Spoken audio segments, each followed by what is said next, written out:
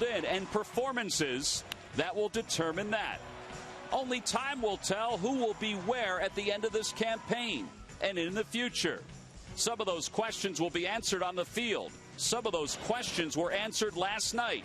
And some of those answers were followed by personal confirmations. I need to pitch. I want to go out and pitch. And, for me, there's no benefit to, taking a couple weeks or whatever it may be at the end of the season. I want to build on this and finish strong. And, the only way to do that for me is by pitching.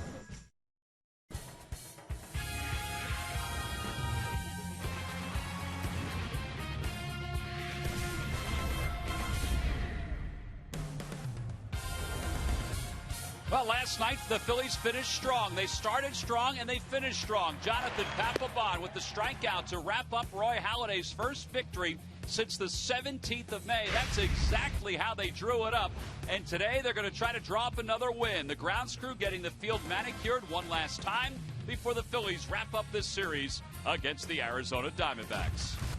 Hi, everybody. I'm Tom McCarthy, along with Chris Wheeler. Last night, the energy returned to Citizens Bank Park. It was electric toward the end of the ballgame. It was actually electric toward the end of Halladay's appearance in the seventh. And then Jonathan Papelbon closed the door, and the Phillies hope for the same scenario today with Cliff Lee on the mound. Yeah, it was great to watch Roy Halladay last night. You could see right away he had outstanding stuff, great movement with his fastball, using his sinker more than we'd seen him use before, and he had a great game. Now, last time out, Cliff Lee, Tom, was really good against Washington down in Washington, and he had a lot of fun in this game because it was a National League game for him, and that means he could go out and do all kinds of things. He pitched very well. He was around the plate, but not in the middle of the plate. He got a lot of weak outs, and the Phillies were able to have a really good effort. Now, this is what I mean about playing in the National League, no DH, things like that. And Cliff Lee, he likes to swing the bat. He stole a base right there. He scored a run on Jimmy Rollins' inside the park home run. The guy just had a lot of fun. For some reason, he has had this strange year compounded by not being able to do much here in this ballpark. The numbers just not that good. You see the opponent's average. It's actually a little bit higher on the road, but he's just due to turn that around right now because Cliff Lee is too good a pitcher to have these things happen. Yeah, in fact, during his career, he has 5 complete games in a very short period of time here at Citizens Bank Park, and none of those complete games have taken place here in 2012. So it will be Cliff Lee on the mound for the Phils. He'll be opposed by Trevor Cahill, who's making his 22nd start of the year for the Diamondbacks, comes in with a record of 9-9. Well, for the Phillies, they got a boost from Eric Kratz in last night's ball game. Hit another home run, replacing Carlos Ruiz. He's back in the starting lineup again today. The lineups at first pitch for today's ball game when we return. Phillies baseball is brought to you by Budweiser. Great times are waiting. Grab some buds. By Toyota. Every new Toyota purchase comes with Toyota Care. By Citizens Bank. We're for homes. Talk to us today about how we can help guide you to the loan that's right for you. By Xfinity, the official HD triple play provider of your Phillies. And by Independence Blue Cross. We're creating a more coordinated healthcare system that is built around you. Independence Blue Cross, changing the game.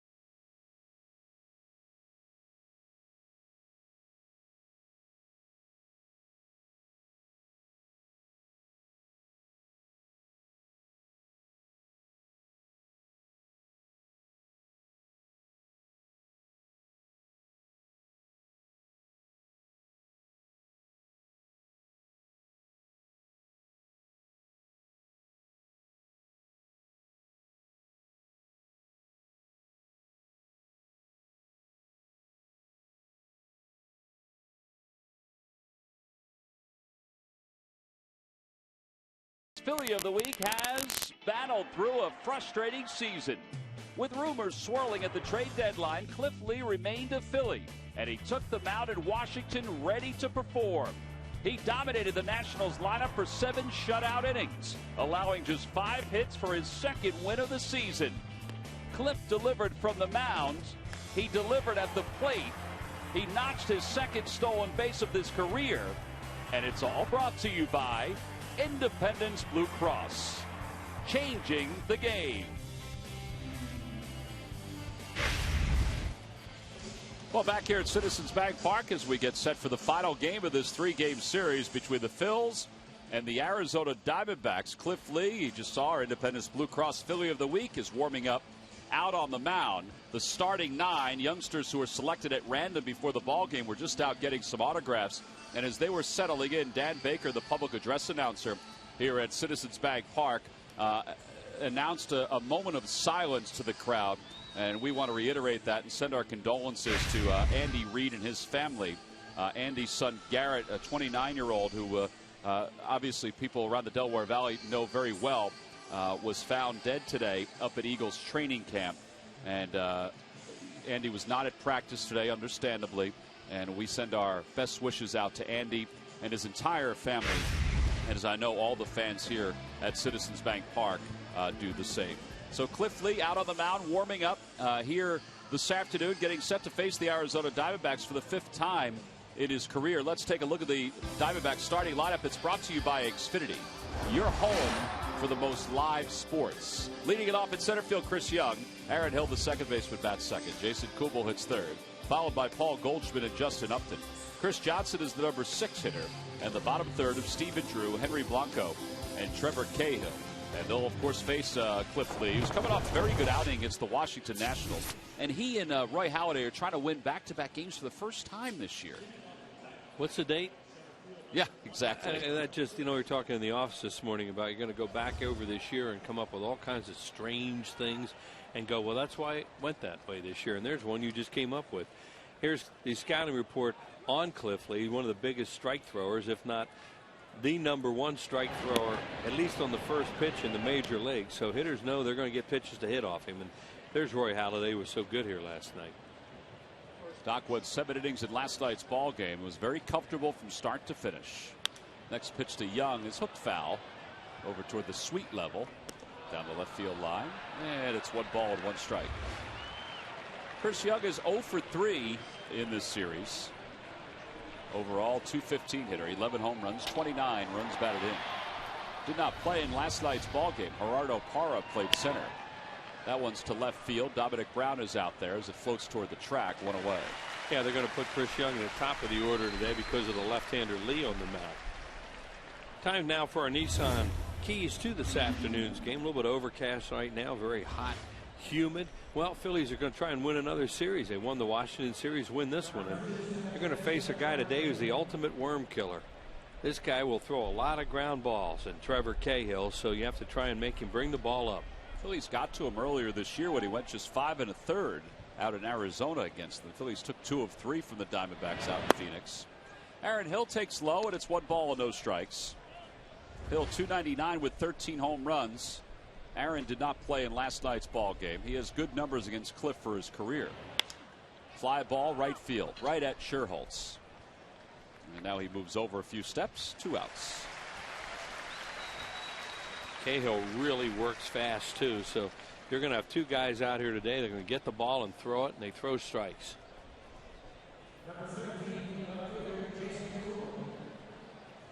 Said it was a little bit overcast. Well, it was when we said it. Now all of a sudden the sun has popped up, and guys took their sunglasses out there with them. They're going to need them right now. Yeah, it may get overcast again as the day moves on. I mean, there's showers all over the place, as everybody knows. A very warm afternoon. Nice day to be at the ballpark. Michael Martinez playing shortstop today for Jimmy Rollins as the first pitch to Kubel's in first strike. That's Darrell Cousins behind the plate. He's the crew chief. Nothing wrong with Jimmy today. Charlie just decided he's going to give him a day off. Over to the right side. That'll sneak into right field, a base hit for Kubel. It's just his second hit of the series. His first hit was a long home run. So he's aboard, and Paul Goldschmidt will be up next. Now this combination is a stat person's delight. You have a guy who throws first pitch strikes with anybody in baseball, and you have a guy who crushes left-handed pitching at the plate, who loves the first pitch and has a high efficiency rate against it. So if you're Cliff Lee, and you just don't want to throw a pitch in the middle of the plate anywhere near there, because the odds are this guy is going to be aggressive. We haven't seen much of Cliff's curveball, so you wouldn't expect that would be the first pitch he would throw. And he throws one at the knees on the outside corner, just a fastball.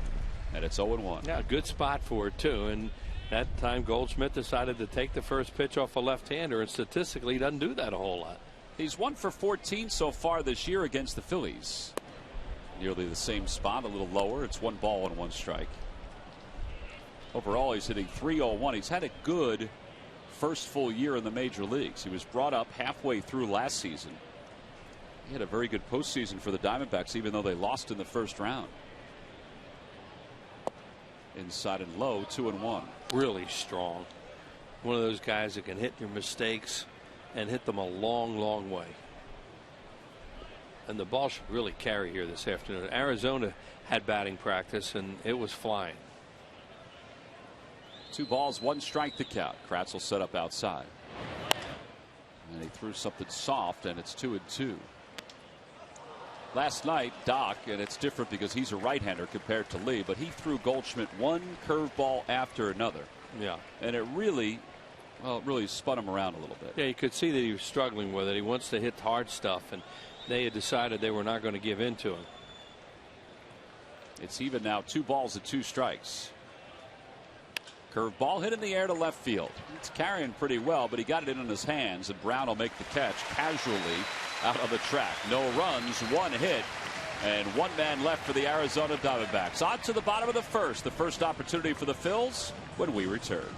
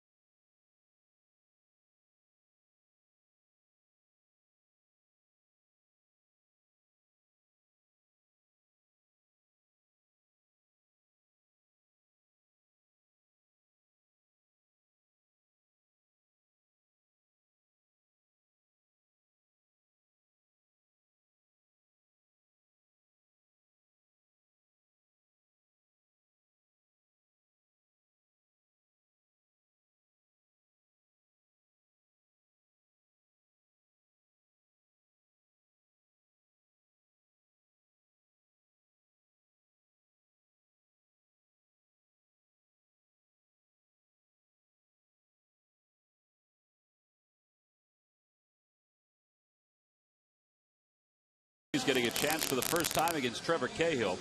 Let's take a look at the Phils lineup. It's brought to you by Xfinity, your home for the most live sports. Nate Scherholtz leads it off at right field. Kevin Franzen bats second. He's at third base. Chase Utley hits third, followed by Ryan Howard and John Mayberry. Dominic Brown again in the 6th spot. He's playing left field. Eric Kratz catches for the 2nd straight day. He'll hit 7th. Michael Martinez is at shortstop. He'll bat 8th. And batting ninth and pitching, of course, is Cliff Lee.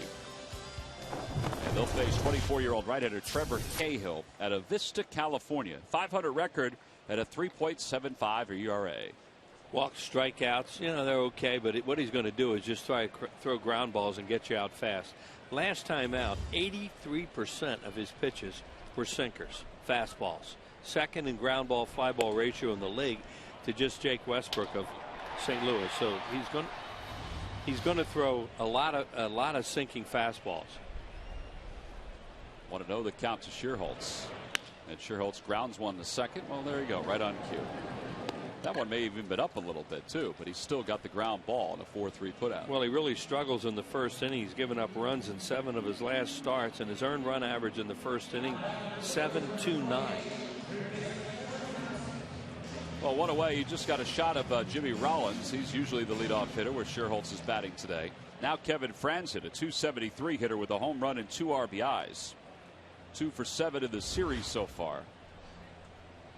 Filling in at third base for Placido Polanco, who's still on the DL. First pitch is over for a strike.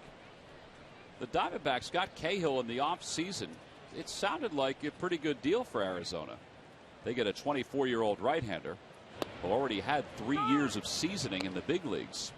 And they gave up 3 guys, one of whom has played in the big leagues, and Colin Cowgill. And the other 2, Ryan Cook or Jared Parker, they played a little bit, but nothing overwhelming. Well, Cook and Parker have had good years for the A's. In fact, Cook was an all-star. The grounder foul, and it remains 0-2. Yeah, and Oakland's been a really surprise team in the American League West this year, just for some of the things they've been able to accomplish, and that deal certainly helped. Ron Culpa kept the ball in his back pocket, and the Phillies ball girl was coming down to get it, and he just put it in his back pocket. Well, he'll go give it to somebody, I'm sure, after the inning ends. Make peace with the fans over there. Or if he doesn't, he should. I think he's just afraid of tossing it into the crowd. Right. This guy works fast. He want to hold the game up. Swing and a miss. 80 miles an hour. It was a changeup. Sure was. And there are 2 outs. Actually threw him a breaking ball and a changeup. Mentioned last time out over 80% sinkers. There's a changeup.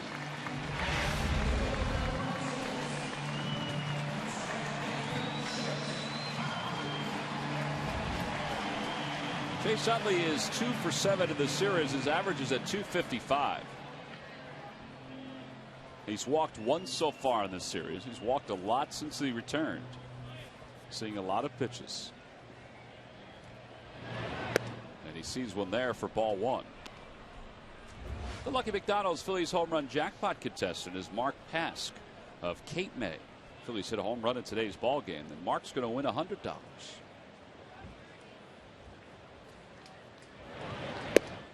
2-0 the count. Going to beat a guy like Cahill, you have to do just what Chase Utley's doing there. If the ball looks low coming out of his hand, take it, because the odds are it will be. Then you get ahead in the count and hopefully make him bring the ball up a little bit, and you can hurt him, because it's not like he throws real hard. He just has great movement with his sinker. There's a sinker over for a strike, and it's 2-1. He has odd splits. Arizona is a hitter's ballpark, and his numbers are not very good in Arizona. On the road, though, he's 5-4 with an ERA of 2.79. It's almost a 2-run difference between home and road for him. There's a ball hit hard on the right side, backhanded by Goldschmidt. So a couple of ground outs and a strikeout for Trevor Cahill. So we've had a scoreless first for both teams. We move to the second. Ron Culpa's moving over to find a lucky fan.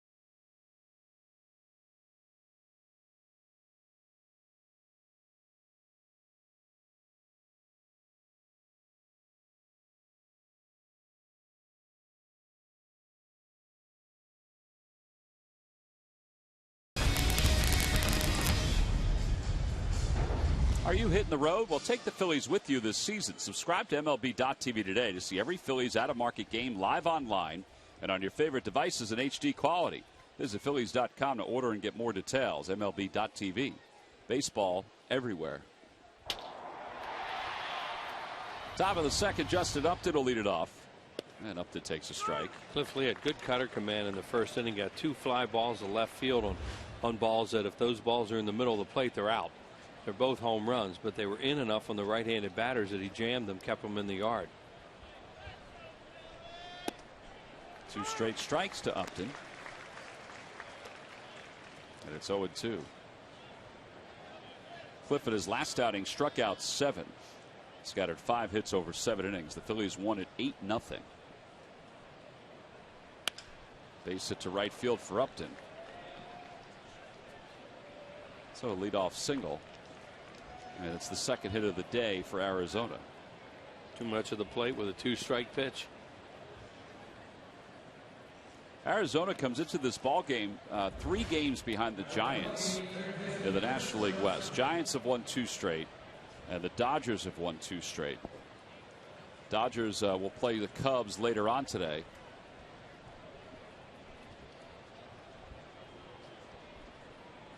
And San Francisco will be in Colorado. Tim Lincecum's going to pitch for the Giants. Chris Johnson takes inside. It's 1-0. See what Cliff leading the league in ground ball double plays. 1 ahead of Trevor Cahill. He can get him a couple ways. He does it with a changeup, or he does it with that cutter where he jams hitters.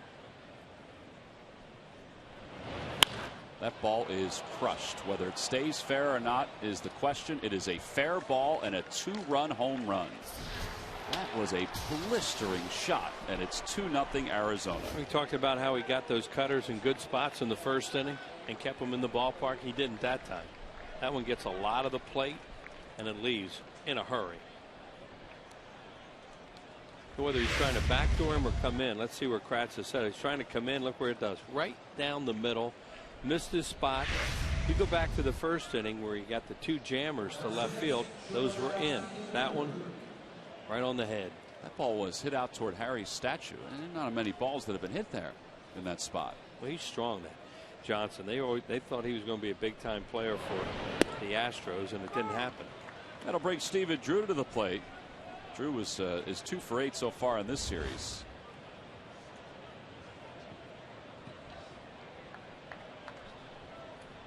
Right here in this inning. Fly ball to straightaway center. Mayberry is out near the wall, and it's over the wall. A home run. Back-to-back home runs for Johnson and Drew. Man, that ball carried. And John just didn't get back to the spot, and it goes over the fence into the bushes. Talked about how it was going in batting practice. I sat out here and watched these guys hit, and it was just flying out of here all over the place with the wind and the combination of the heat. But it's not a good play by Mayberry. It's very reminiscent of that ball in Los Angeles where he didn't get back in time. So he's drifting. He's nowhere near the spot where the ball is. He gets back in time. He reaches up and catches that easily, but he didn't. So it's 3-0 Diamondbacks, and Henry Blanco's the hitter with nobody out. Blanco has not played in this series, and it's 1 ball and 1 strike to him. Started to say this is kind of what you've seen from Lee over and over this year. See, he's not at the spot, so as a result, when he reaches, the wall gets in the way, just like it did at Dodger Stadium. Yeah. But this has happened to Cliff several times this year, where all of a sudden 0-2 gives up a base hit. Then he gets a cutter in the middle of the plate, 2-run homer. This case, that ball should be caught. And both times that's happened with Mayberry out there, Lee's been the pitcher. The other time it was who hit it? Rivera. Against the Dodgers. Well, that home run for Drew is his first home run since June of last year, because he missed most of the season with that fractured ankle. 2-2 the count to Blanco. A 197 hitter.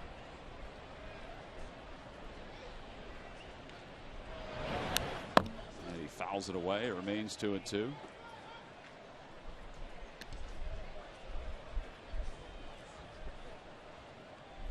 very early in this game, and obviously the baseball is traveling. So, you know, if you can get Cahill to bring the ball up, you can have some fun offensively yourself.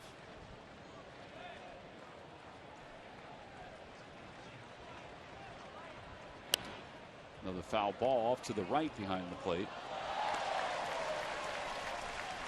It remains 2-2 to Cliff. Cliff lifetime at this ballpark 14-9 in 30 games. Mentioned during the Open, 5 complete games and 4 shutouts during his career. That one sits softly to left. Dominic Brown is out there. A lot of balls in the air today. Not a good idea on a day like this in this park. If you want something fun and informative in the morning, then PHL 17 has you covered. For all your weather, traffic, and trends, check out Eye Opener from 6 a.m. till 8 a.m. It's a different kind of morning show right here on PHL 17.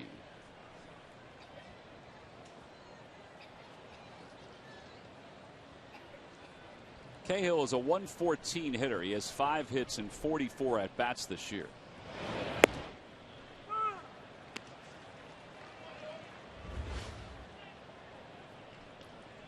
On the bottom, you see his career numbers. Just 1 RBI, and it came this year. And he is stepping in the old bucket on that pitch. He's hitting like a pitcher. That's why he's a pitcher.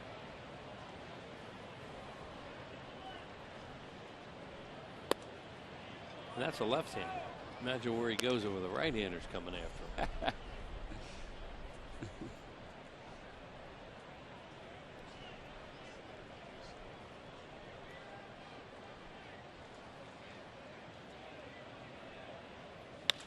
To the right side. Utley waits on it.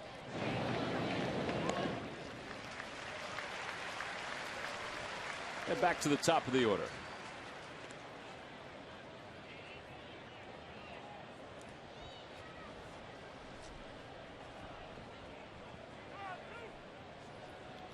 That's some of the best seats in the house right there. Get a chance to sit and watch batting practice, get some foul balls. Oh, they got plenty today. Chris Young fly to the left his first time up.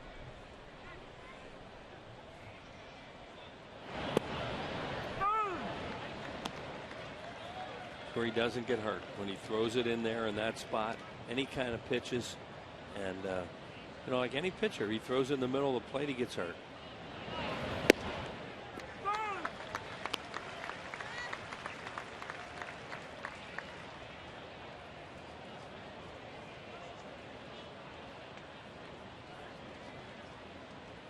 No balls, 2 strikes, the count to Young. Try to curveball. And it's 1-2.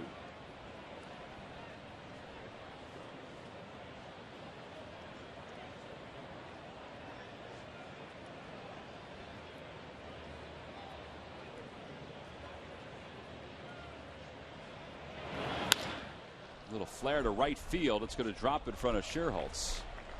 And that's the 4th hit of the inning for the Diamondbacks.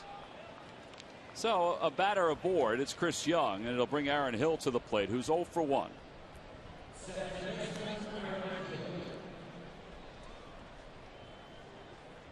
He'll fly out to right his only time up.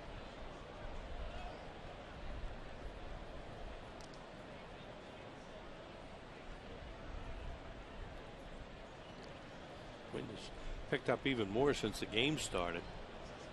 Blowing, it's almost blowing out, but more towards right and right center, I guess. So Drew's ball started drifting in that direction away from Mayberry. When he looked up for the spot where he thought it was going to come down, it was about 5 feet to the right. I mean, to his left.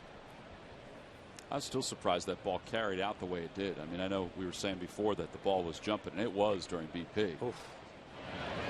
Hill lines one back through the middle, a base hit.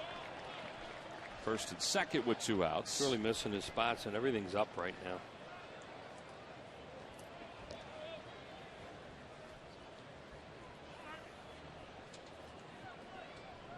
Well, now he'll have to deal with Jason Kubel, who singled his first time up and is the team's leading home run hitter. Yeah, this is a guy you don't want to get the ball up in right field right now, right and right center, or you're going to be in a big hole.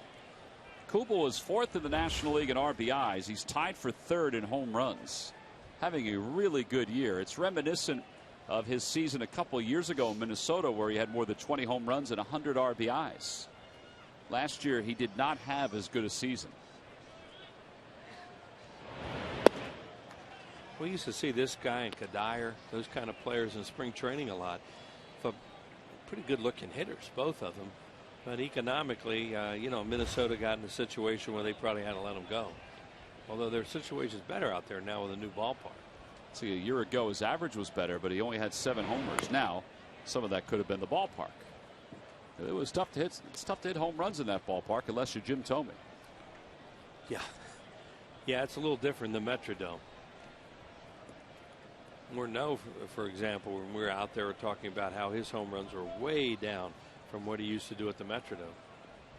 1 ball, 1 strike to count. Runners on 1st and 2nd.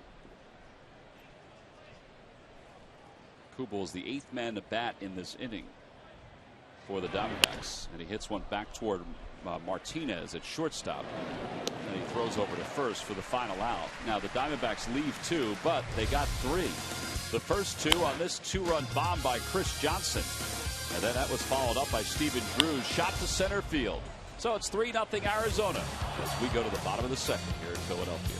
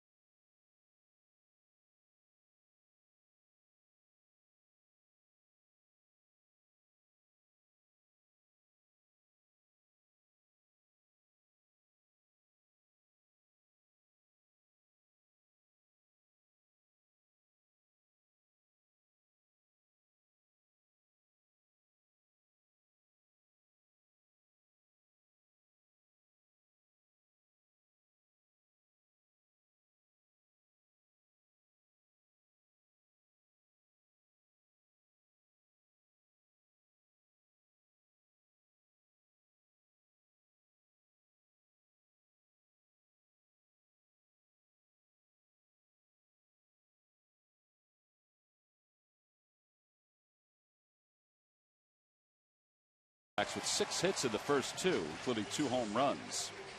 We go to the bottom of the 2nd. Get your cameras ready. Ryan Howard's due up. It'll be Howard, Mayberry, and Dominic Brown. Ryan has a couple of hits in this series. Both came yesterday. 12 strikeouts in his last 23 at-bats. And up against Cahill here. Retired the Phils in order very easily in his half of the first. And he throws a changeup to Howard for a strike, and it's 0-1. They have the 3 infielders on the right side. The shortstop, Stephen Drew, remains on the left side of the diamond.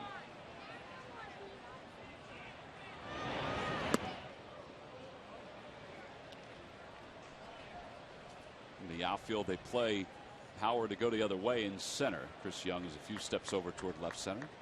That's usually the norm. Upton is way back in right. Swing and a miss. 1-2. Plays everybody deep. Well, maybe not right-handed hitting pitchers.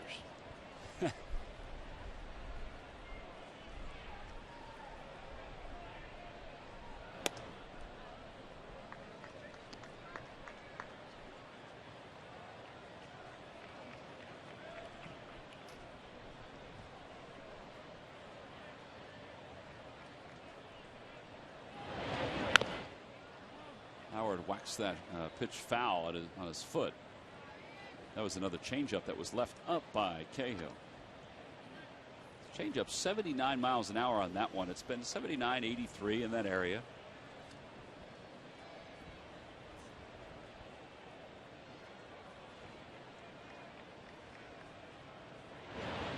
Swing and a miss, and another changeup. 2 outs, or 1 out, excuse me, second strikeout. John Mayberry's due up as he walks to the plate. Phil's down 3-0. Here at the bottom of the second, let's check in with Greg Murphy. Murph. All right, thank you very much, T-Mac. And it is a special day here at Citizens Bank Park as I welcome in Brandy Halliday. Fans feeding families today here at Citizens Bank Park. You are such a big part of that. Tell the folks what was happening all day today, because you've been everywhere in this park today. That's what I said. I've got a great tour today of the stadium.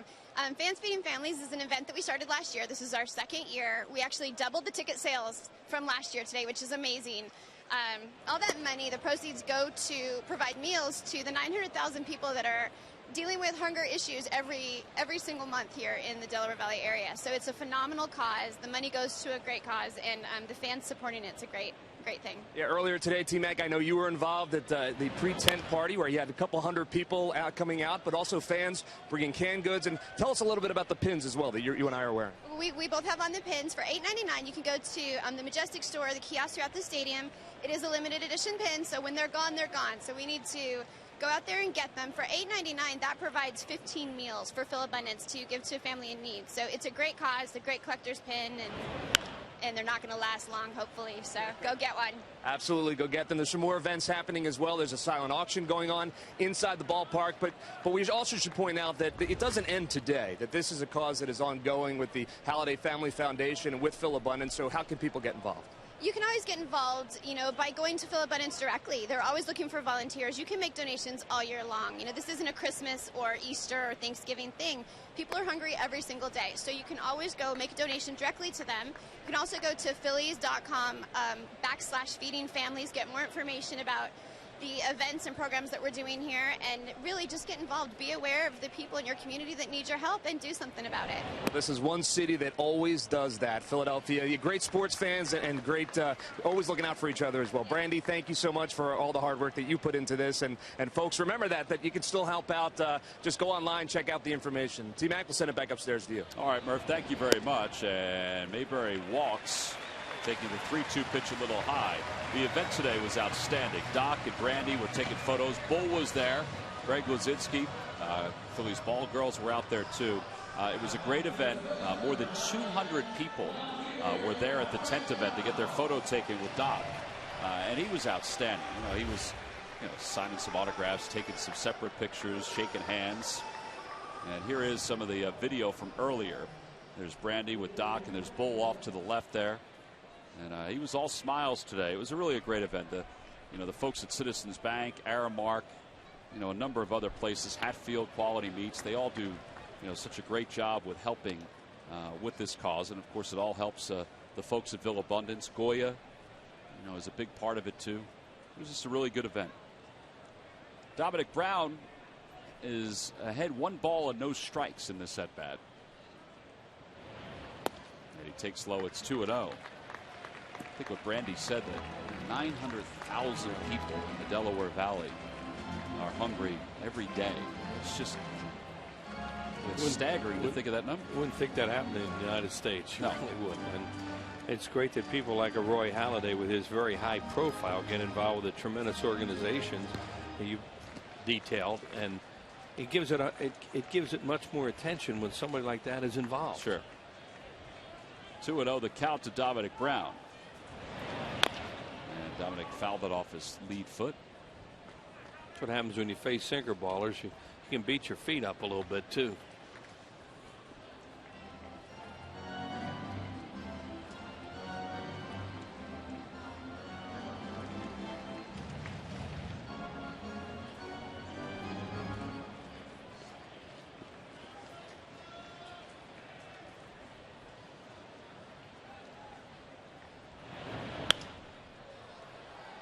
Talking last night about how you can't help but notice that he doesn't swing and miss very often, Dominic Brown. So I asked Charlie about that. We're talking this morning, and he said he just has tremendous hand-eye coordination, in his opinion. Whether or not, whether that's going to equate into a big-time hitter or not, they hope so. But you don't teach hand-eye coordination, and he says that's why he doesn't swing and miss too often. Made a lot of sense, as most things Charlie tells you, they do make sense. I never thought of that. He's always been a great athlete, and with that, comes that outstanding hand-eye coordination. Yeah, I mean, I've seen a lot of great athletes that don't have tremendous hand-eye coordination. He just does. Guys just swing and miss a lot. Mayberry goes, pitches line toward left center field. That's going to slice away from Young and head toward the track. Mayberry stopped at second, so he'll have to stop at third. And Dominic Brown slides in at second base with a one-out double. There's a weird base running going on out there. So first of all, it was a tremendous at bat by Dominic because he waited with 2 strikes and smokes this ball to left center. Now Mayberry thinks it has a chance to be caught, so he can't score on it. It's cut off nicely by Young. Now watch right here. See, he almost stops there coming to second, but he wanted to make sure. Now I don't know what happened with Dominic, but all of a sudden he looked up and he was just starting to pick it up real hard between first and second. Well, he is safe at second, safe and secure with New York Life. I wonder if he slowed up because Mayberry slowed up. I don't know. Maybe he thought he was going to stay at second. Eric Kratz waves at a breaking pitch. It's 0-1. Kratz 346, 4 homers, 8 runs batted in. 1 for 3 of the series with a couple RBIs.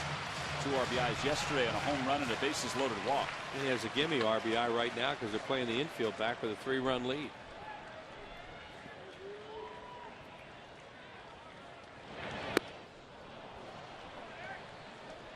So we're contact against a ground ball pitcher. Get your run.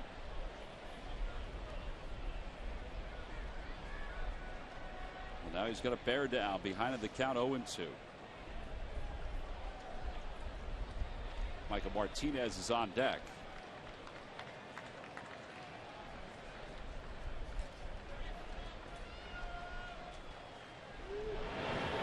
Ooh, off the glove of Blanco. Here comes Mayberry over to third. Dominic Brown. It's a 3-1 ball game. That's the 8th wild pitch of the year for Trevor Cahill. Yeah, his ball has so much movement that I guess he gets a lot of wild pitches or his catchers have trouble with it. That thing, he just missed his spot by, I want to say 2 feet. It might be more like 5. Look where it's supposed to go. Oh my. Blanco just did not shift on that quickly enough and it got away. Well, now they'll move the infield in with the count 1 ball and 2 strikes. And now they're not going to give up the second one on a ground ball with a guy with 2 strikes where he might get jammed and hit a weak ground ball. 1-2 the count to Kratz. Line drive, base hit to left field. Boy, did he wait beautifully on that one. It goes to the wall. Brown will score. Kratz on his way to second, and it's a 1-run game. 2 2-strike hits in this inning. That was off speed, either a breaking ball or a changeup. As Tom said, he really waited well on that because Cahill was going for a strikeout, and a ground ball, a sinker is not a strikeout pitch necessarily. A breaking ball or a changeup maybe he thinks it is. What's he throw here? It's a changeup. And he does wait, keeps his hands back really well, and bam, double. That's his 4th double of the year, his 8th extra base hit already in very few at-bats. Yeah. Now Michael Martinez with the runner at second. And Martinez, a swing and a miss. It's 0-1. Well, nice job to get those runs back. Mayberry had a good at-bat to walk on a 3-2 count, and then 2 2-strike hits in a row, doubles.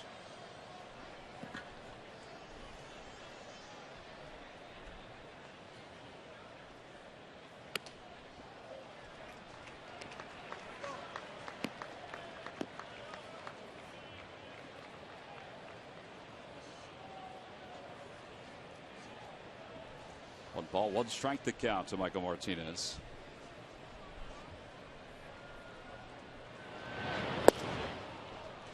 And it's 1-2.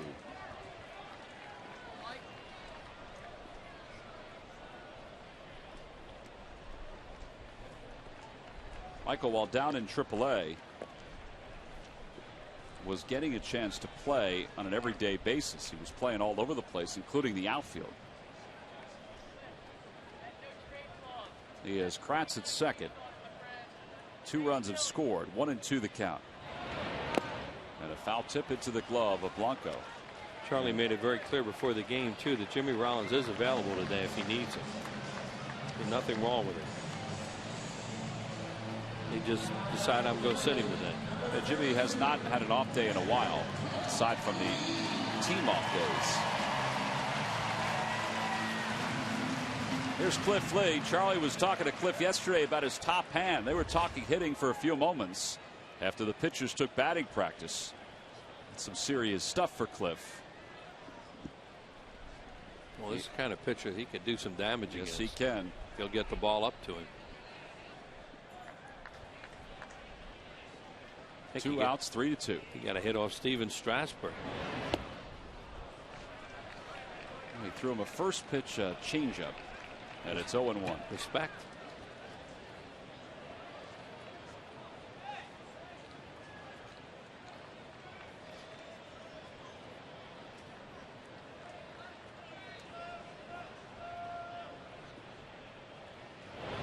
Little topper right side. That might be a tough play. It is going to be a tough play. Hill shovels it in time to get Cliff Lee. That was not an easy play at all. And Hill, well, he kind of made it look easy toward the end. The Phillies do get 2 runs. Dominic Brown, well, he scored one of them, and he set up the other one. Eric Kratz brought home Brown to make it a 1-run game. We go to the 3rd. It's 3-2 D-backs.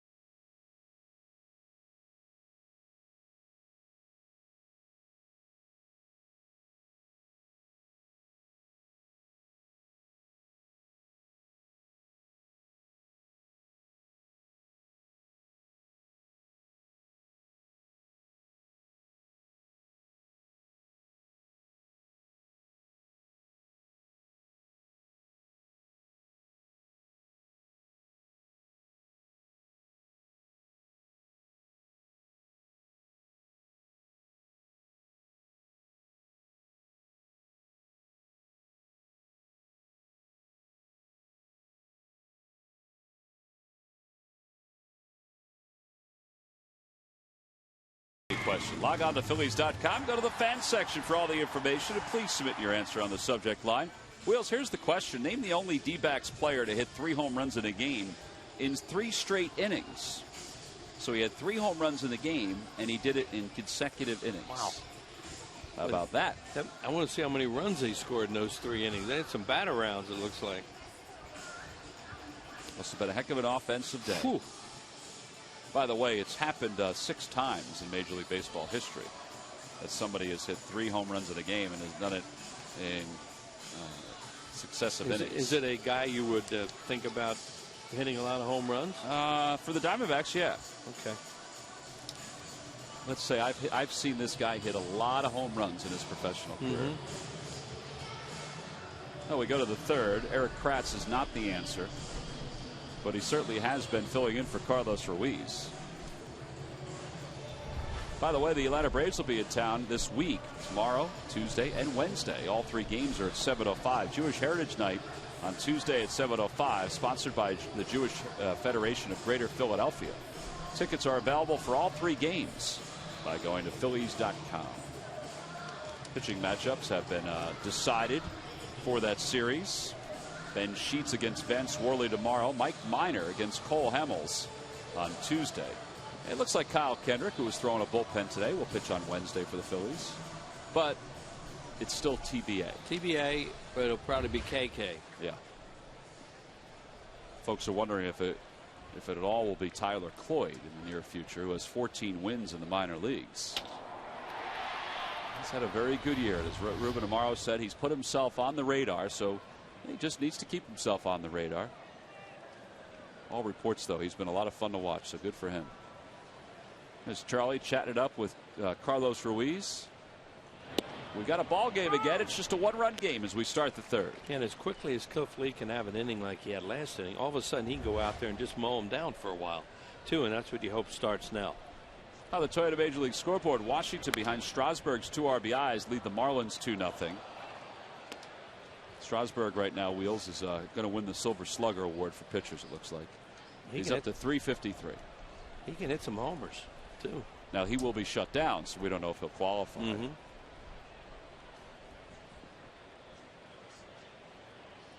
0-2 pitch to Goldschmidt. Back toward the box.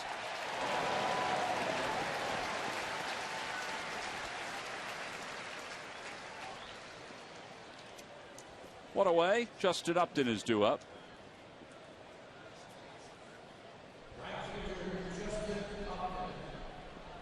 Phillies, by the way, find themselves a half game out of 4th place as play begins today.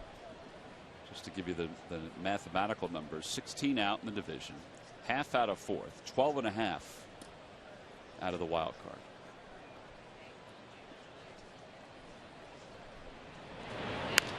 Off the end of the bat, shallow left field. Martinez calls off Dominic Brown.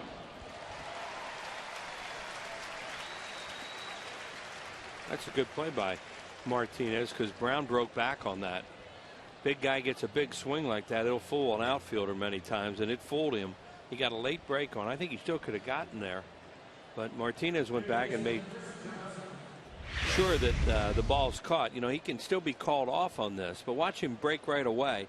See, Brown's late. See how he froze on it, and now he waves him off. I think he could have gotten there and caught it, but a good play by Martinez. With 2 outs, Chris Johnson, who has a 2-run home run today, stands in. First pitch is over for a strike. It's 0-1.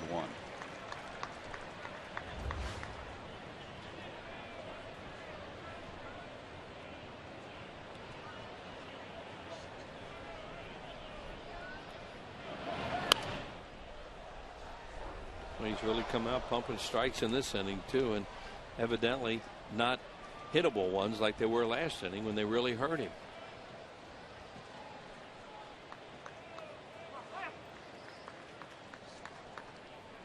Shows how dominant he can be. That's right, and he can just turn it on from inning to inning, where he could have that kind of inning where he can't stop it, it seems like.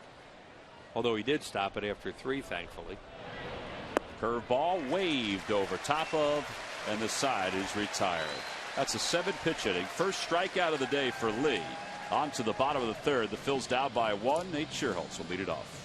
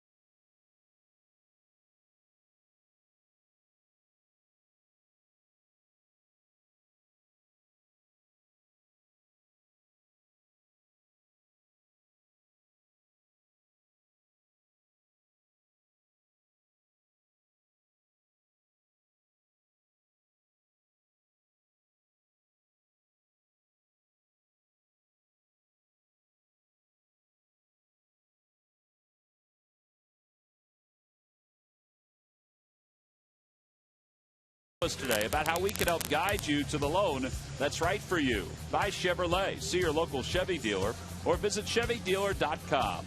And buy Budweiser. Great times are waiting. Grab some buds. On to the bottom of the third. A little bit of offense so far for both teams. 5 runs on 8 hits combined. Sherholtz, Franzen, and Utley will lead off against Trevor Cahill.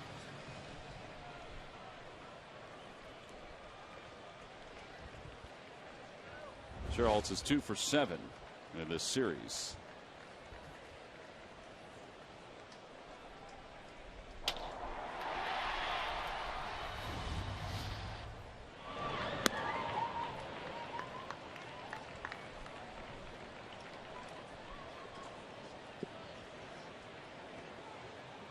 See if the Phils can put together a similar inning this inning as they had in the last one.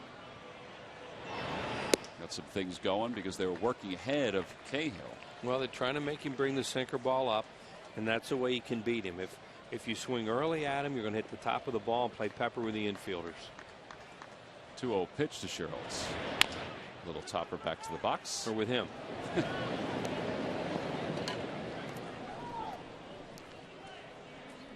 And 1 away.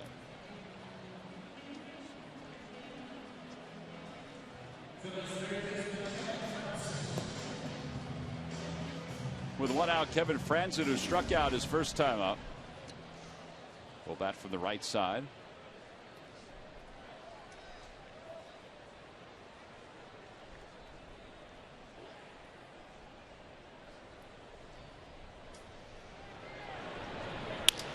Off the end of the bat to center. Young coming in, and it's going to drop in front of him. I couldn't tell if he had shut it down because he was going to make a catch or if he just saw that he had no chance. I still wonder if he had a chance to catch that ball. He was coasting.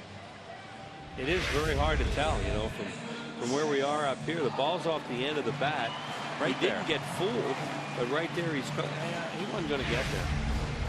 Budweiser, through the Walk-Off a Hero program, will donate $5,000 to Folds of Honor for every Phillies walk-off win. Please join Budweiser and the Phillies in honoring those who keep our nation safe and free. Where he was at that point is, I think those are the balls you die for and you cause more problems because they turn them into extra base hits. You know, you may catch it too and make a spectacular catch, but the odds are you're going to deflect it somewhere and the guy's going to be at second on a ball that's just going to drop for a single. Utley grounded out to first his first time up.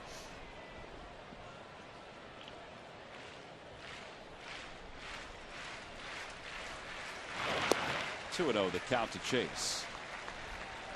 Chase probably wants to go hole hunting right now because he's got it on the right side. And Upton, we talk about how deep he plays everybody. He is way back. Franzen, from what we've seen of him so far, well, we've seen a lot of that other guy a lot over the years. Franzen is not fast, but he's a decent base runner. So I think he can first to third. That ball is hit through the hole on the right side. Franzen at second, and he'll stop there. Upton really charges the ball well, and that thing was hit hard. So it's a tough ball to first and third on because it's hit right at him as he's charging it. Left or right, yeah, you have a chance. But good job by Chase Utley to do what we were just talking about, to look for that hole on the right side on a ground ball pitcher and try to get a first and third out of it, even though they didn't. Watch how quickly Upton comes on this because it's right at him and he has a very strong, accurate arm. Can't go to third on that play. Well, now Howard has a chance to tie this ball game up or give the Phillies the lead, depending on where the ball goes. He struck out his first time up. 3 infielders on the right side, but they're not deep. They're playing along the rim of the infield dirt. Yeah, they can't with the base runners this time. And the third baseman, Johnson, has to stay near the bag with a runner at second. So totally different than when Howard was up first time with nobody on base.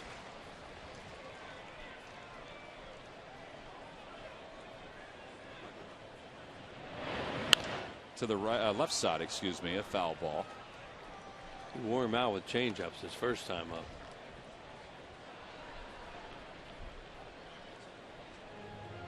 Could be why he was late on that 92-mile-an-hour fastball. Yeah. Well, his timing he's struggling with it right now. No, he's just such a, with that big swing of his, he's such a timing hitter, and when it's not there, it just doesn't look good.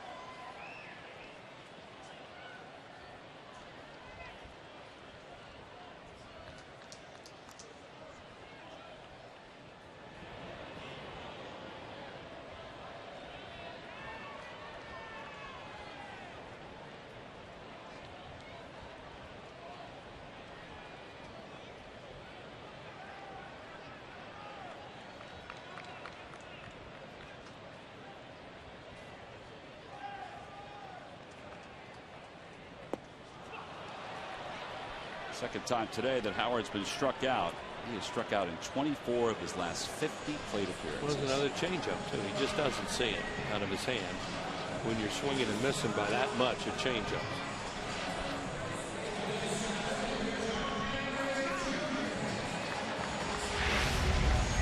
Watch it go like a submarine down and away, and see his reaction, too, as he swings and misses, because he knows he just chased another bad ball. 2 outs, so they'll leave it for John Mayberry, who walked his first time up.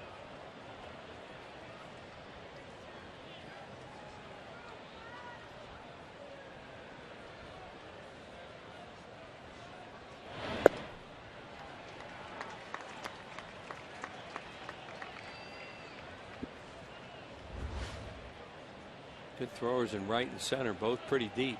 2 outs, crack of the bat. You have a heck of a chance to score here. And Kubel has 11 outfield assists in left field.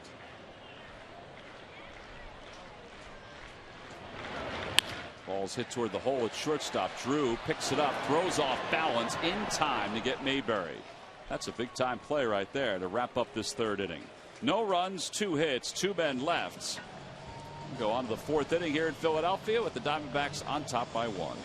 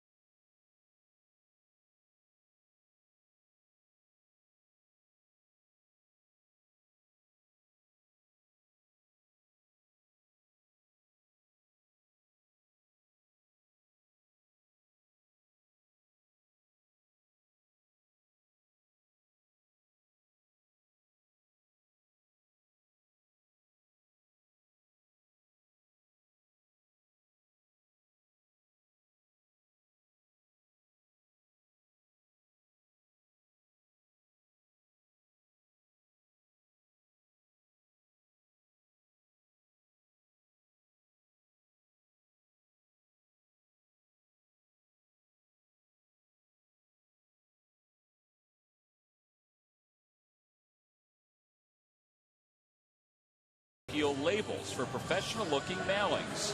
From who? But W.B. Mason. Top of the 4th inning, 3-2. Arizona's on top. Cliff Lee will face the bottom 3rd of the order. Stephen Drew, Henry Blanco, and Trevor Cahill. Lee has retired the last 4 batters that he has faced. And Sarge, we welcome you to the TV booth. And Cliff looks like he's settling in a little bit. Yeah, a little bit after that 1 inning. For me, again, I think he just needs to mix in a little bit more of a breaking pitch or off-speed pitches. I think he gets too much cutters throwing in and then catching too much of the plate. Consequently, when it doesn't get over the inside, usually goes out of the ballpark. Well, and Stephen Drew hit one of those balls out of the ballpark. I mean, you're an outfielder. You know better than anybody that John Mayberry just didn't get back to the wall and feel around for. Yeah, he's a habit of drifting on some of the balls that are hit out there in the outfield. And when you drift, those are the things that are going to happen. And you can tell that because usually when he stops, it's the fence that's stopping him where he doesn't see the fence. Catchable ball, you think? Well, if he doesn't catch it, he can knock it down because of how tall that he is. But when that ball is hit, you can tell by the sound of it. And then you have to pick up the direction of where that ball is. You get back, and you can make it an easy catch. Towering pop-up. Franzen, the 3rd baseman, makes the catch. 1 away. We've been talking about the Fans Feeding Families program. Let's check in with Greg Murphy, who's at the silent auction. All right, thank you very much, T-Mac. And, yeah, with some great items. We have Michelle Divacaris here. And tell us a little bit about what's happening here, Michelle, because a lot of folks raising a lot of money for the cause we already talked about. Yeah, today we are having a silent auction and a raffle, all benefiting Phil Abundance. We have a lot of great items, some signed baseballs, some signed bats. Citizens Bank donated this perfect game poster signed by Roy Halladay. They also donated a couple other items. We have some that were buy it now that actually went already. So we're doing pretty well. And like you said, everything benefits Phil Abundance. I've been out here for about an inning and a half, and it seems like the line just keeps getting bigger and bigger as you take a look at some of these great items. You got a Chase Utley autographed bat, a Jim Thome autographed bat. So it's not just current Phillies. You got a lot of different stuff. And what's the goal? I mean, how much can be raised on this afternoon? Between our raffle and our silent auction, we're hoping somewhere from 8,000 to 10,000. Obviously, we never know that, but that's kind of our goal today. And fans have been awesome today. The bids have been high. Raffle tickets have been going, so we're pretty hopeful. And the fans seem pretty happy with the merchandise, I would imagine. I mean, you see some of the kids walking up to the table and saying, "Are you kidding? I can own this?" It's a pretty cool thing. Yeah, actually, one kid asked me if they could pay by check because his dad brought his checkbook. I don't know if his dad appreciated that, but yeah, that people are here. They're definitely willing to spend money for a great cause. So hopefully, we can help Phil Abundance out today. All right, and we should remind folks that all the money that's being raised right now will go straight to Phil Abundance. So a terrific cause, lots of money being raised here at Citizens Bank Park today, guys. We'll send it back to you. All right, Murph, thank you very much. Michelle, thank you very much. And there you see the information. You can go to Phillies.com/communities for more information. You can also check out Phil Abundance's website if you want to give as the year moves on. Great cause and great events all throughout the afternoon here at the ballpark. Trevor Cahill is the batter with 2 outs. Cliff Lee just picked up his second strikeout. And Cahill hits it back to the box. Nice play by Cliff. He just flips underhand as he's walking off the field. There's a little stroll in the park on this Sunday afternoon for Cliff Lee. 7 in a row retired by Lee. We go to the bottom of the 4th here in Philadelphia. Again, anytime, check out Phillies.com/feedingfamilies to donate, or go to philabundance.org/feedingfamilies and help everyone out throughout the Delaware Valley.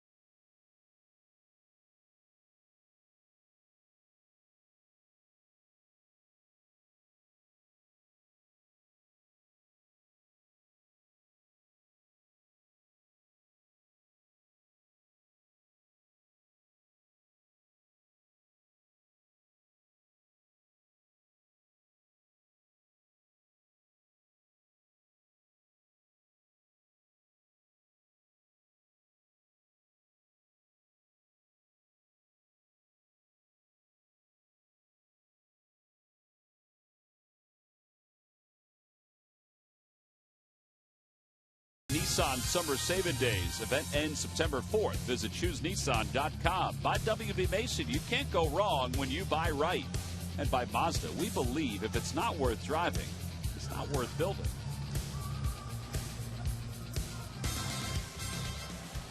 Last of the 4th, Cahill, who made the last out, is still warming up out on the mound. He'll face Dominic Brown, Eric Kratz, Michael Martinez. 6, 7, and 8 for the Phillies. Sarge, around baseball, the Pirates finally have a lead over the Reds. It's 4-2 in the 5th, but Cincinnati won the first 2 games of that series to increase its lead to 5.5 in the Central. Yeah, this is a big game there for the Pittsburgh Pirates today. 2-game swing. They end up losing this. They're winning right now, and you're right. Chapman last night hit one of the best players there on the Pittsburgh Pirates. 2 nights ago, McCutcheon, 2 nights ago. Oh, boy. Yeah. With 100? 100 miles an hour. Last night, Clint Hurdle was thrown out of the game as Brown hits it to center field. Not deep. Chris Young is there. Clint Hurdle was thrown out of the game when Josh Harrison was hit because he felt like there was just too many of his players getting hit over the weekend. Well, Cincinnati Reds pitching inside. When you pitch inside, you're going to hit guys. But I can understand exactly, though, what Clint is talking about. You know, okay, you hit my guy. He wants time to be able to retaliate against him.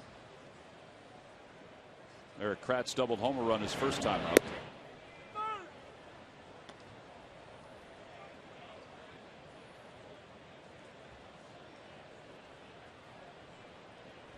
Oh, it won the count to Kratz. 1 ball, 1 strike.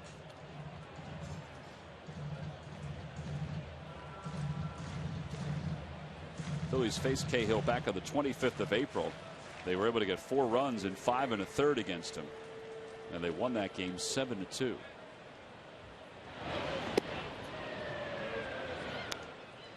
Today they've gotten 4 hits and 2 runs through the first 3 1/3. Still plenty of time. Yep.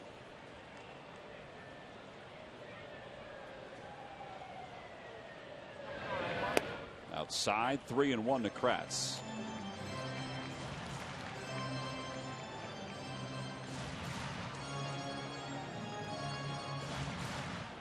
Pretty big guy, doesn't throw the ball all that hard, moves the ball around, and knows how to pitch. Yeah, somebody taught him well as he was growing up. He just issued a walk to Kratz, second walk of the day. Because he went through the A's system pretty quickly, too. He was up with it by the time he was 21 years old. He was up in the big leagues. Yeah, that's a lot of experience though to have from getting in that major leagues here at 21. That would tell you there that he was able to pitch.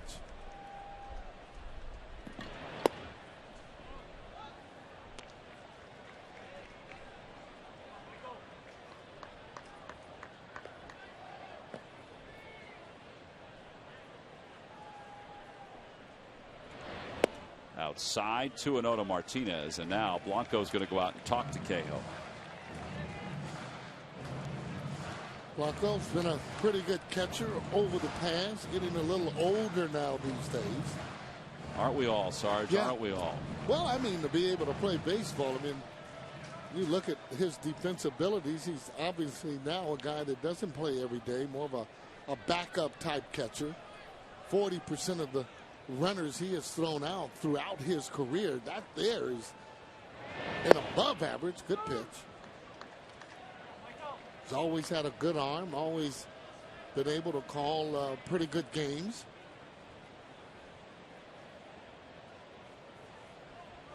And to play that long, you got to be durable, especially back there as a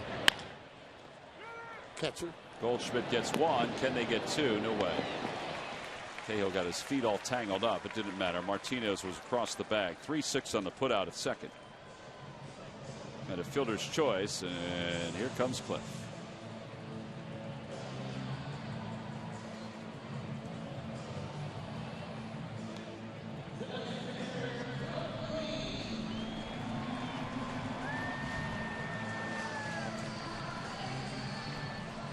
All right, Cliff is due, Sarge.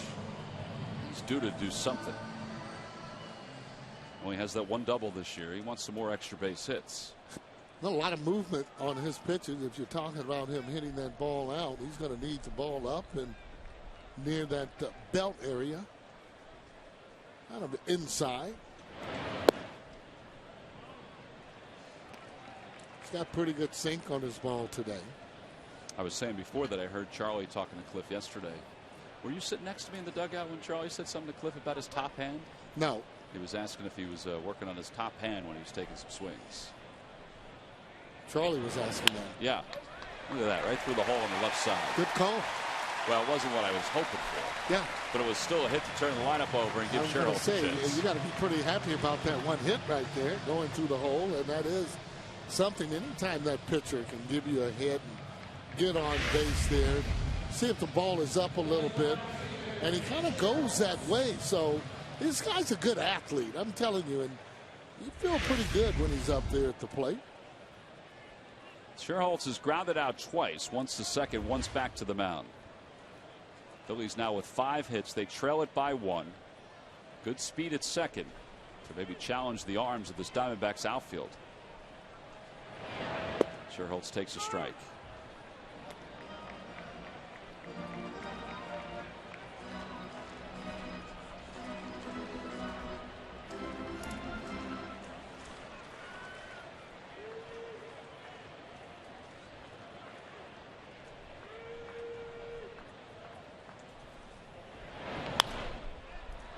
Now he's down in the count 0-2. It's 0 for 8 against Trevor Cahill in his limited time against him. Well, looking for a mistake right here. Got to wait back, see the pitch. Usually these type of pitchers don't give in to you. Kind of reminds me of Vernon Rule, who used to pitch long ago there for the Houston Astros. Former Phillies pitching coach under Larry Bowa. Would move the ball around quite a bit, and after the game you'd wonder how you didn't have 4 hits and you wouldn't have any. Comfortable 0 for 4 they would call that. And he wouldn't strike you out, make you put it in play.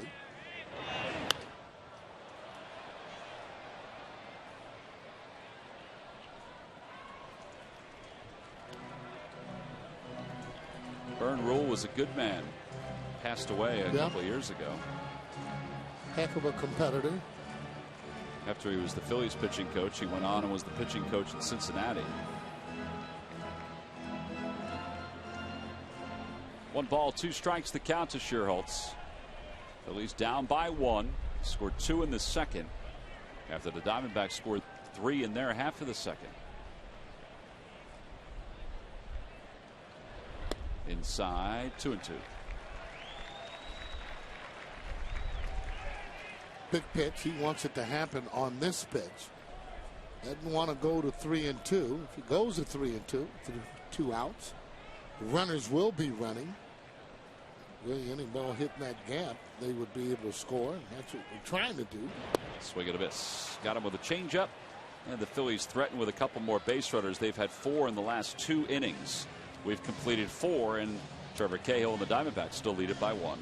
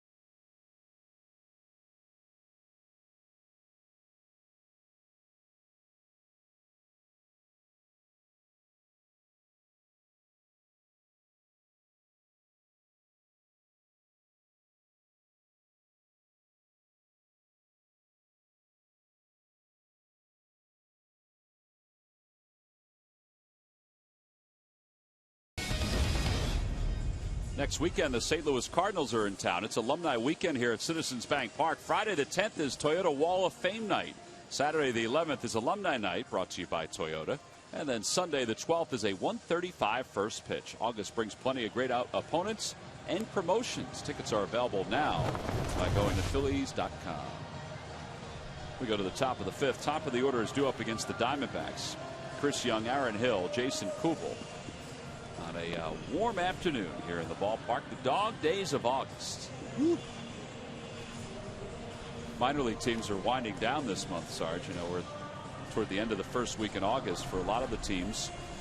August means their final month of regular season games, and then the postseason. Lehigh at Valley Iron Pigs are playing right now against Pawtucket with an opportunity to take over first place. Well, Sandberg's done another great job with that AAA club.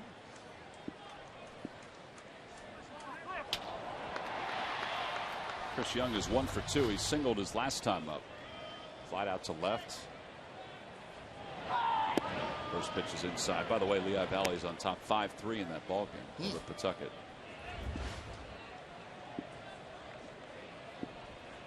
He's got to have a lot of AA players on that team right now, doesn't he? Well, yeah, but you consider those guys have produced in AA and now get the promotion to AAA. Yeah. With an opportunity to, you know, be in the playoffs. Sure.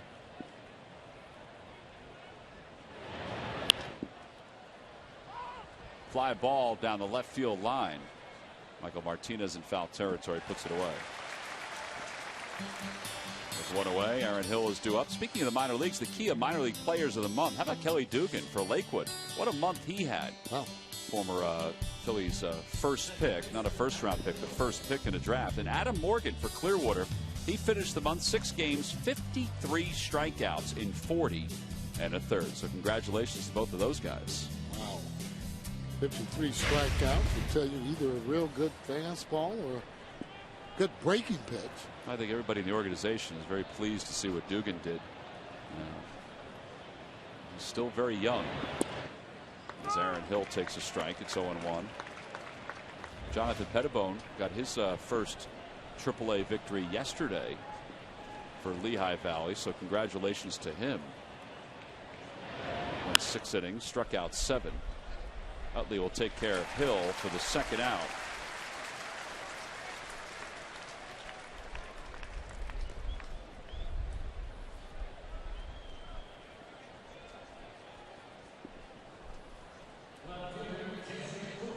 And that'll bring Jason Kubel to the plate.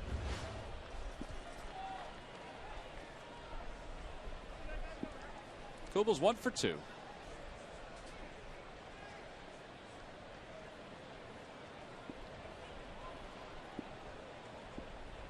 They're doing a pretty good job of kind of keeping this power down from this guy so far. Can hit the ball a long way. Well, after that 26 pitch second inning, which he gave up the 2-run home run and the solo shot, Lee has been borderline perfect. And he's ahead 0-2 to Kubel. And yeah, it's really been amazing. He's had this throughout the year where a certain inning, second, third, whatever it might be, that he gives up runs, and then for the next 3 or 4 innings, he comes and shuts the opponents down. You know, again, for me, I mean, not a lot of breaking balls. I got 2 on the curveballs here so far, but he just hasn't thrown a lot of those breaking balls. Let's see if he throws one here to Kubel. Nope. No, that's a pretty good weapon to have, and especially against the left-handed pitching. Left-handed hitters, I should say. You know, it's not like he doesn't have a good breaking ball. I mean, we've seen him before. He has that curveball going to left-handers or right-handers. He's just a different pitcher. Well, maybe he doesn't feel comfortable in throwing it, but for whatever the reason, too many fastballs out over the plate. Well, there's a curveball. Ooh. Pretty good. Pretty good pitch there. Might have been down just a little bit, but those are the type of pitches, though, that you can get hitters to swing at where you don't necessarily have to throw a strike. Swing and a miss. He got him with a changeup. Third strikeout for Cliff. 10-pitch inning. He has been economical the last 3. Now let's see if the Phillies offense can give him the lead.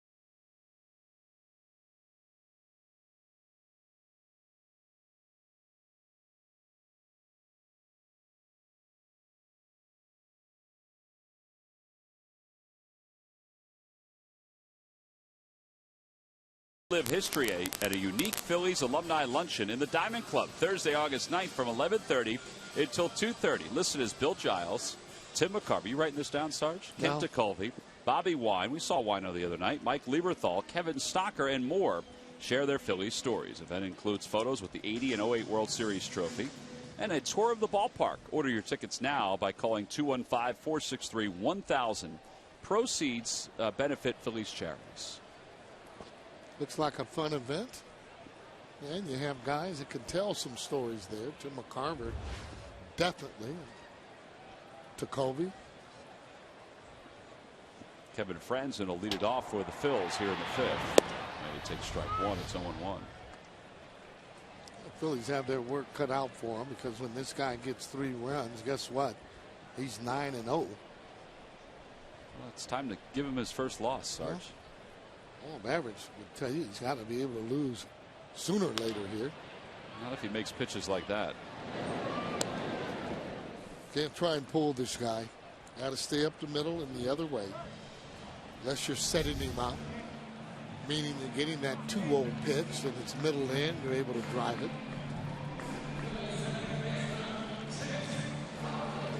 Well, he's got 7 ground ball outs out of the 13 outs he's recorded. This guy, I mean, he does that. He gets a lot of ground ball outs. No, that's his MO, and you have to. I mean, if you're not being able to strike the guys out, you've got to get a ground ball. Utley's 1 for 2. Chase takes inside. It's 1-0. So Chase and then Ryan Howard. The Phils try to muster some more offense against Cahill.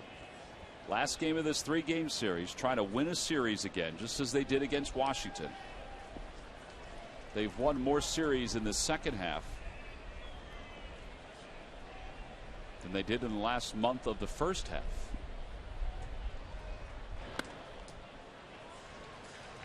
Now you can't get back in it unless you are winning series. But besides that, I mean, you just got to get to the point where you get that confidence back.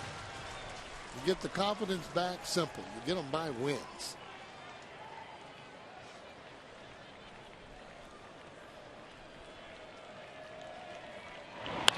In the air to right field. That's pretty well hit. Upton going back to the warning track, to the wall. Gone! Solo home run for Chase Utley, and he's just tied this ball game up.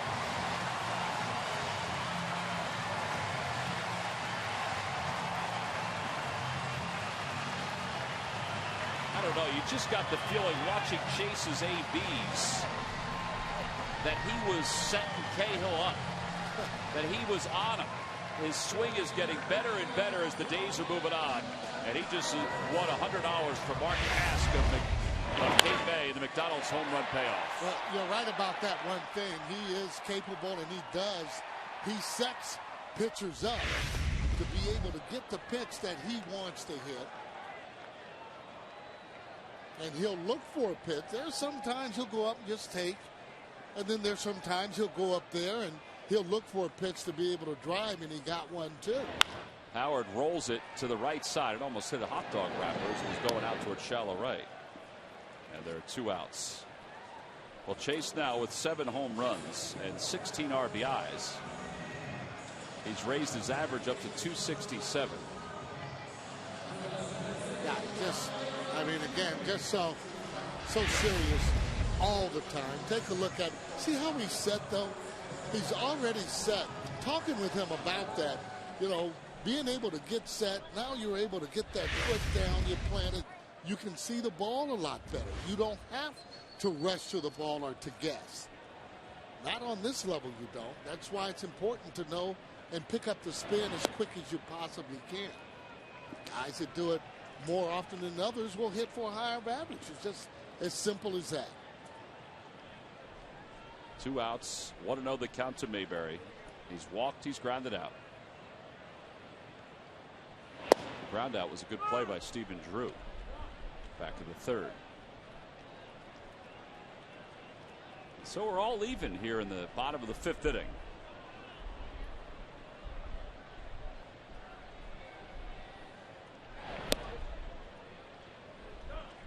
Very difficult to reach that outside part of the plate where he is standing. Well, where Mayberry is in the plate, you know, he invites that pitch middle in. He can turn on that one. Well, Cahill has his ninth out today on a ground out, but he also allowed his 13th home run of the year. This one to Chase Utley that tied the ball, gave up the 3 apiece. For Chase, it was home run number 7. And it means we're even at 3 as we go to the top of the 6th here in Philadelphia.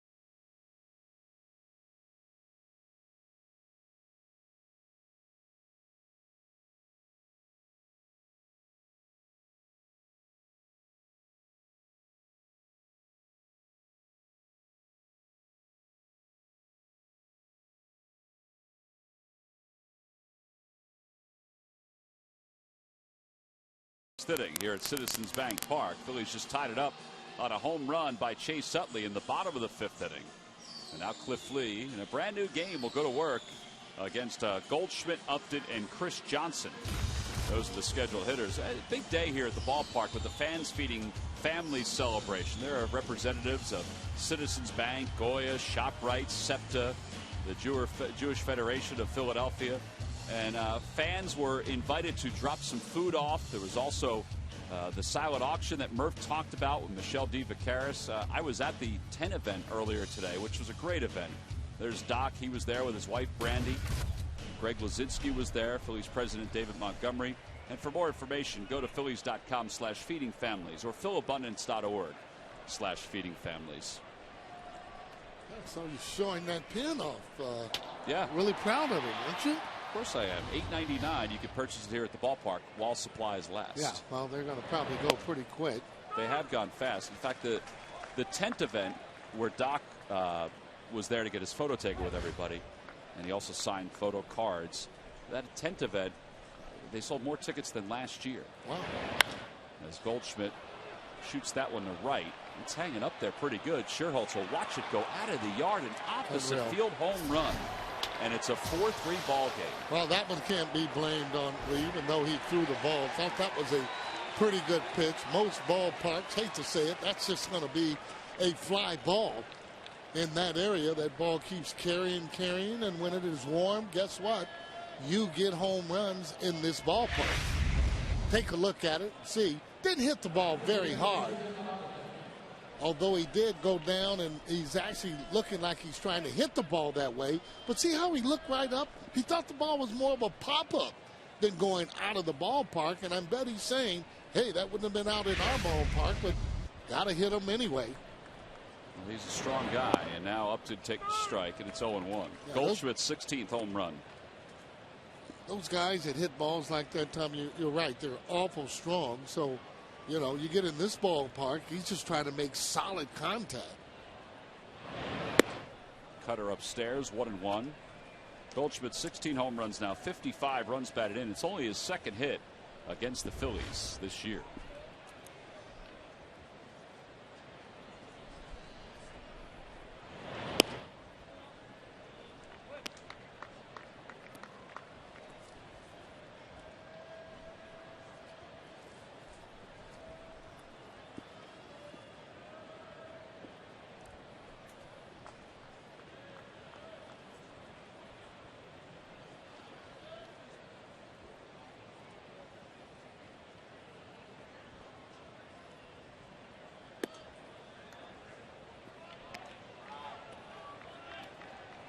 Phil's got to keep his composure.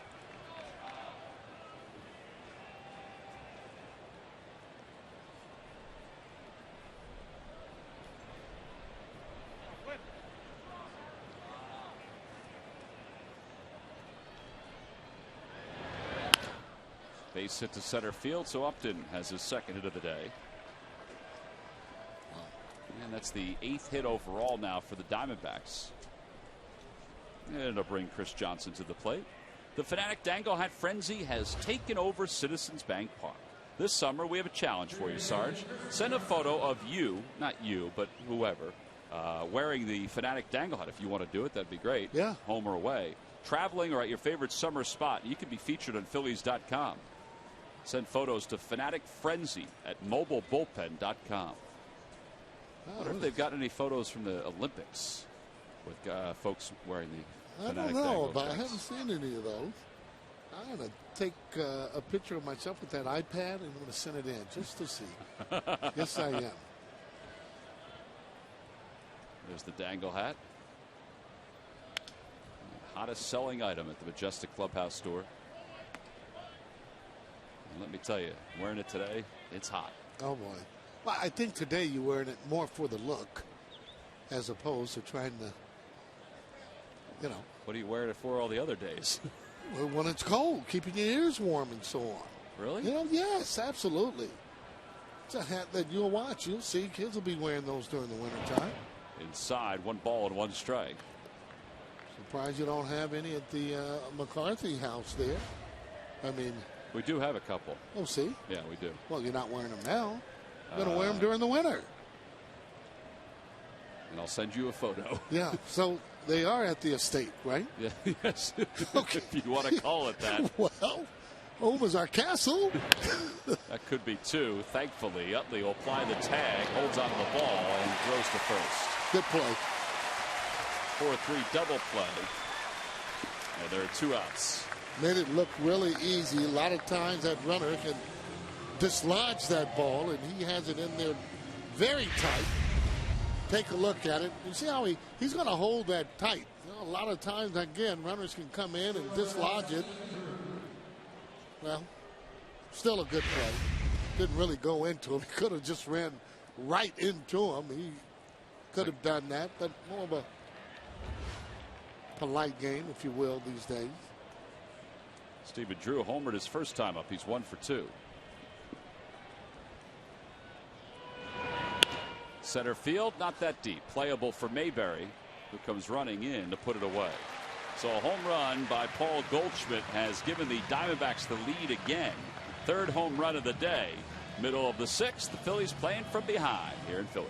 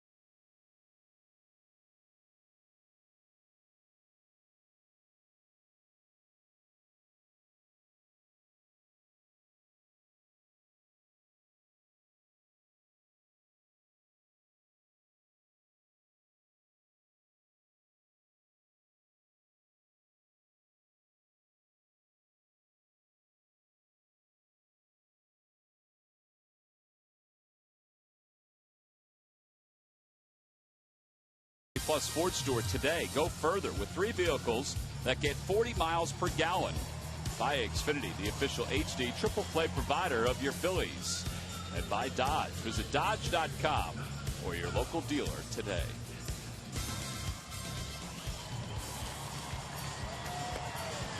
Folks are dancing all over the ballpark today. One of the ushers you can see up on the video board. She's happy. Yeah, she really is. The crowd was excited to see her dancing around. In fact, she's got everybody else dancing. Uh-oh. Big Wheels is dancing in the other press box. No, Wheels, he's not. All right, they changed songs, so everybody sat down. Yeah, quickly too, huh? Well, here we go, bottom of the sixth. Dominic Brown is 1 for 2. He doubled and scored in the second. Eric Kratz will follow him, then Martinez, and it's 0-1 to Brown. Wheels was dancing earlier today in the booth, though. Oh, boy. I gotta tell you, he's got pretty good moves. Oh, boy. Oh, that was great. That had to be a setup. It was not. Well, it was, but it wasn't. He was given some news earlier today, and he seemed to be excited about it. I thought he was doing maybe an exercise there or something, but well, everybody again has their own style. 0-2 the count. Grounder right side. And Goldschmidt will flip to Cahill covering. 3-1 on the putout. And with one away, Eric Kratz. Eric Kratz is the batter.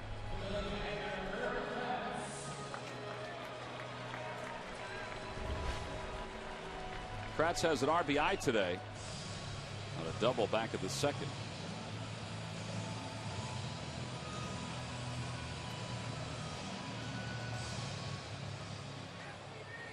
Almost ground ball after ground ball that he's thrown. 10 so far today. It just goes to show you don't have to strike everybody out. I would think he could be done after this. He's due to bat second in the top of the 7th inning. I know his pitch count isn't all that high. It's at 84 after that pitch.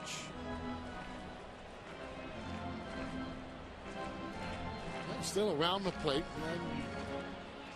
Still a game that it's fighting Fields could have in hand. Only 1 run away. Bloop and a blast will take care of that.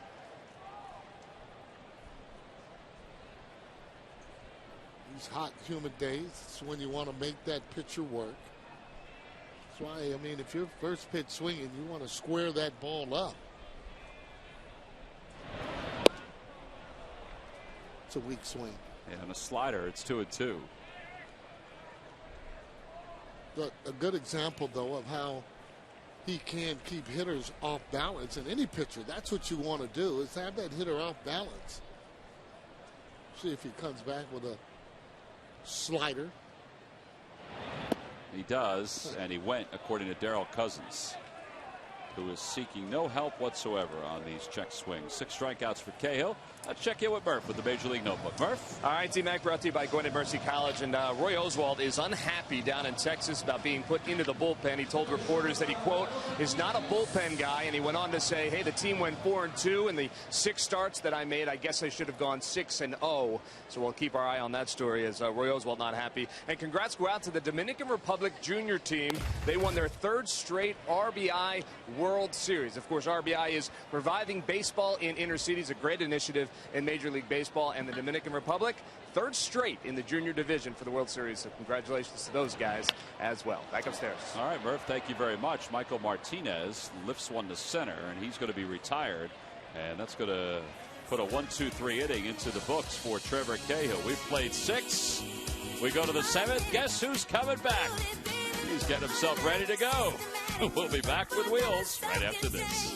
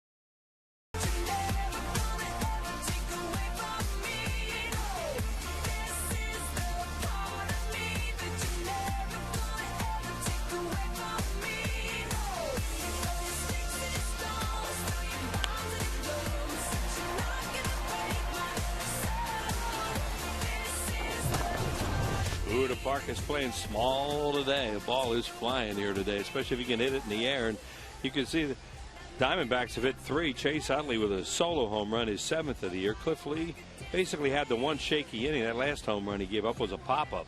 Just kind of blew out of here to right field. So he's really settled down after having trouble in that one inning. Good ball game. 1-run game. Oh, we go to the 7th, and Henry Blanco, the number 8 hitter, will lead it off. Trevor Cahill is out of the on-deck circle. We wondered if they may lift him after that 6th inning came to a close, but I guess they figure he has the lead. He's not, he's not being pressed pitch count wise. No, it's sinker ball pitchers too. They can have a tendency to stick around a little bit longer too because they're not going to throw as many pitches. There's not quite the exertion out there as a power guy. 0-1 the count to Blanco. He's 0 for 2. He's flied out. He's struck out.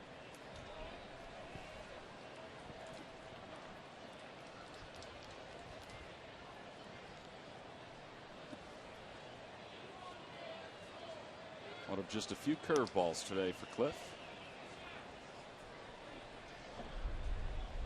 Cliff is throwing some paper off the field.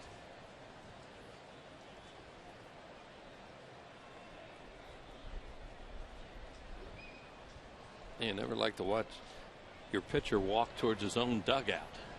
That's one of those things you really pay a lot of attention to when you see it. What is he doing? 1-2 the count. Unless he's just recorded the 3rd out. Which he was doing very quickly in 3rd, 4th, and 5th innings today. Even in the 6th, I mean, he gave up the home run in a single, but the double play really helped his cause. Right, in that home run, I mean, gee. I was sitting outside here, and I mean, you talk about something that went clunk. Yeah, I honestly thought it was a fly ball. It was, but hey, it's what it is today, and trying out homer the other guy. With 1 away, Trevor Cahill's 0 for 2 will hit.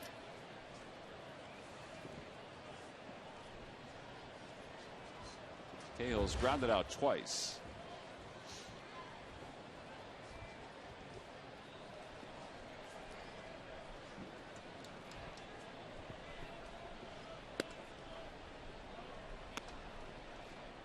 Phillies will have Lee, Scherholtz, and Franzen due up in their half of the 7th.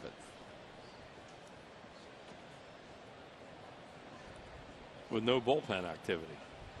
Can't imagine that they would, right? Right. Even though they need a run. Well, Cliff Lee doesn't have a real high pitch. What's his pitch count? It's at 80 now. Okay, yeah, not very high to say the least. And he can hit. From the 3rd inning on, give you an indication of what the pitches are for Lee. 7 pitches in the 3rd, 8 in the 4th, yeah, 10 in the 5th, 11 in the 6th. That's what he does. And how many times do we talk about when he stays out of the stretch, how easy it goes for him?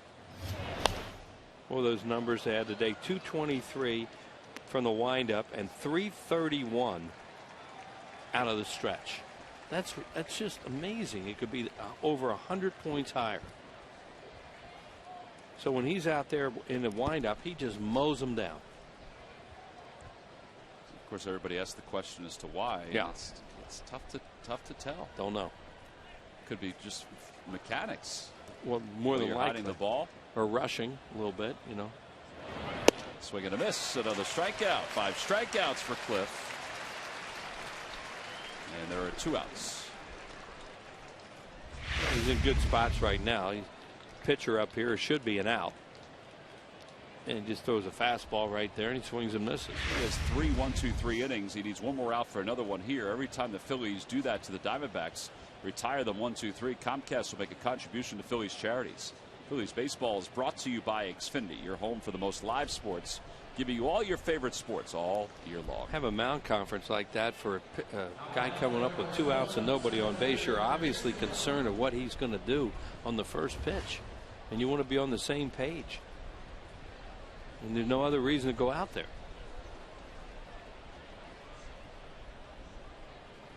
So let's see what they throw him. Something away, maybe a cutter away. Yeah, it's a cutter. No, it's a fastball. And it's 0-1.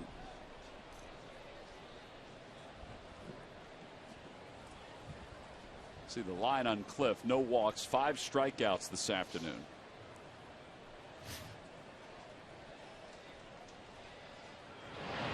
Curveball, and it's 0-2. Houston and Atlanta tied at 1 in the bottom of the 6th on the Toyota Major League scoreboard. Houston won last night. It was over their 2nd win in the last 25 road games. Oh, what a year they're having. 0-2 pitch.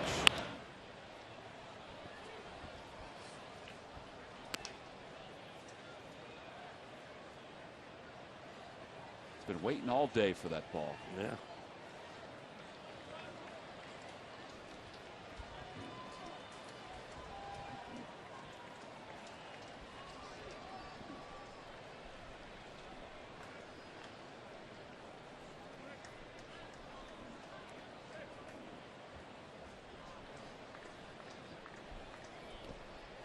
Curveball down. It's 1-2. Okay, shook off changeup and decided to go with curveball. So they were on the same page, Kratz and Lee, that they wanted to go slow. So they decided on the curveball.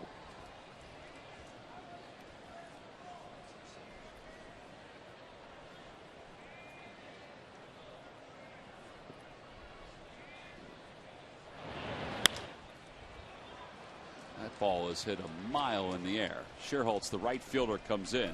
Sunglasses on. A 1-2-3 inning for Cliff Lee. Time to stretch here at Citizens Bank Park. The Phils down by 1. Cliff Lee is scheduled to lead it off when we get back.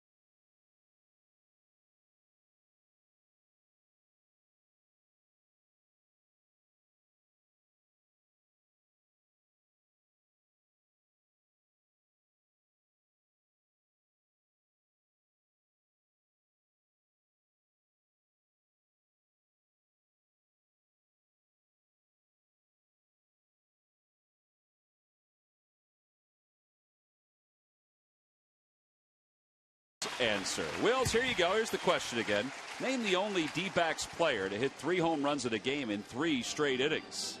Right-handed hitter or left-handed? Right-handed hitter. I don't know, but I'm going to go with Matt Williams. Matt Williams is a great guess. It is incorrect, though. Okay. This guy played first base. He was also a catcher in the Red Sox organization. And there's the answer, Wills. Shea Hillenbrand. Oh, geez. July 7th, 2003 against the Rockies in the 4th, 5th, and 6th innings. Log back on to Phillies.com to find out if you're the winner of a Phillies prize pack. And thanks for playing Dodge Stump the Fans. I told you I saw a lot of his at-bats professionally because he was in Trenton for a couple of years. That really wasn't a hint that was going to help you, though. No. No, I was not thinking of Red Sox minor league players, to be honest with you. Well, Trevor Cahill gets set to begin the bottom of the 7th. I think the Reading Phillies are in Trenton this weekend. This week, I should say. They're going to have the bullpen up as the inning begins. Top of the order after Cliff Lee. Yeah, Cliff is going to get a chance to bat, as we expected. Every night of the week, PHL 17 is the #1 comedy in Philly. Catch up with Sheldon, Leonard, Raj, Howard, Penny, and the rest of the gang for a full hour of the award-winning Big Bang Theory. Weeknights at 7 and 7:30 after a full hour of 2.5 Men right here on PHL 17. Lee today is 1 for 2 against Trevor Cahill.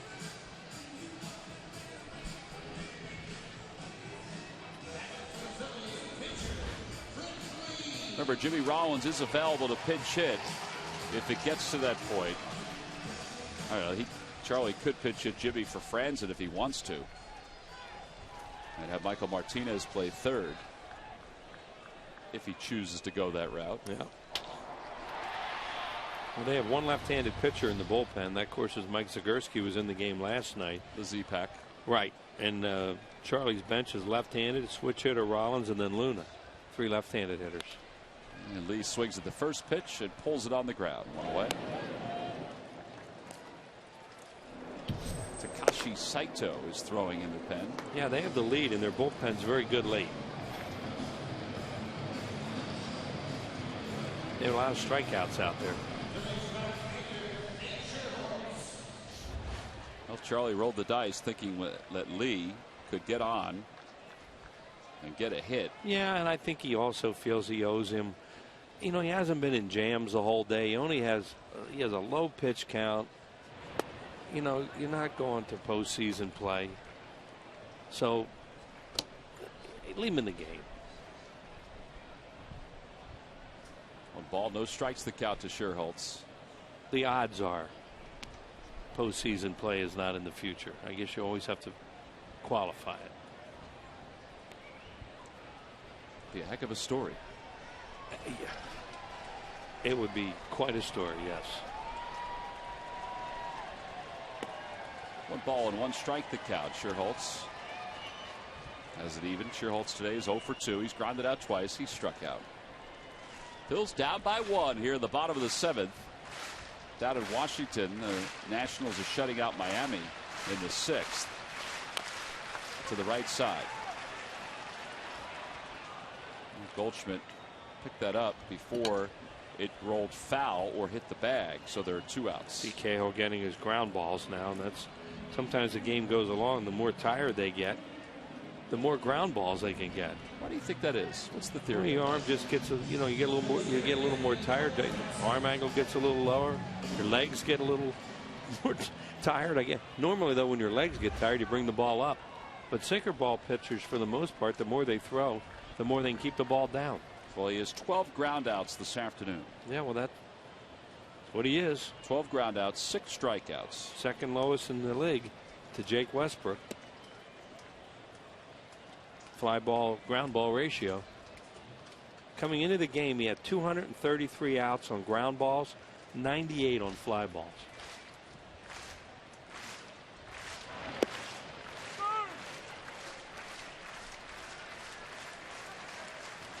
And on a day like this, it's great to be a sinker baller because it's flying here.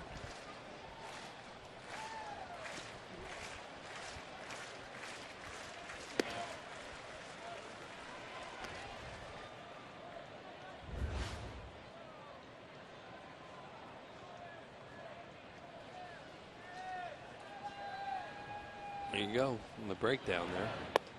At the knees with a sinker, 2-2. Chase Utley's on deck.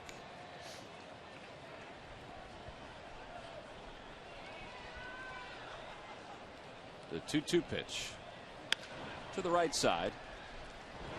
4-3 on the putout. 13 groundouts through 7 for Trevor Cahill. We've completed our first 7 innings this afternoon. We go to the top of the 8th inning. Cliff Lee ready to go back to work.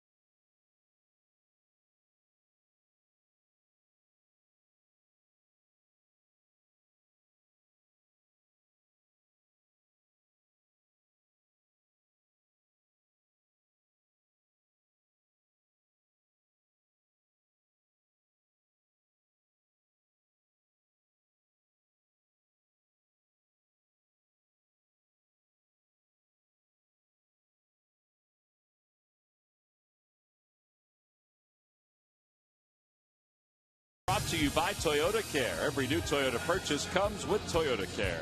By McDonald's. Now at McDonald's, any size soft drink or sweet tea is just $1. And by Honda. Visit your Honda dealer right now for great deals. Only a Honda is a Honda. Trevor Cahill being congratulated.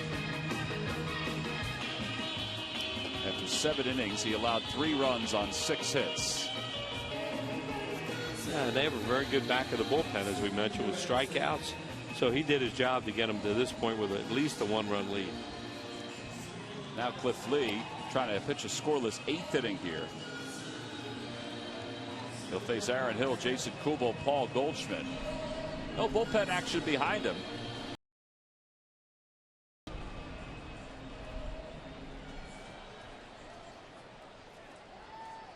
Charles Nagy, the pitching coach, chatting with Cahill.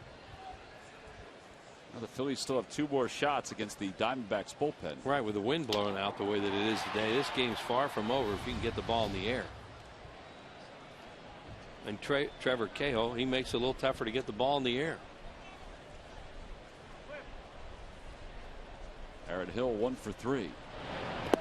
1 ball, no strikes.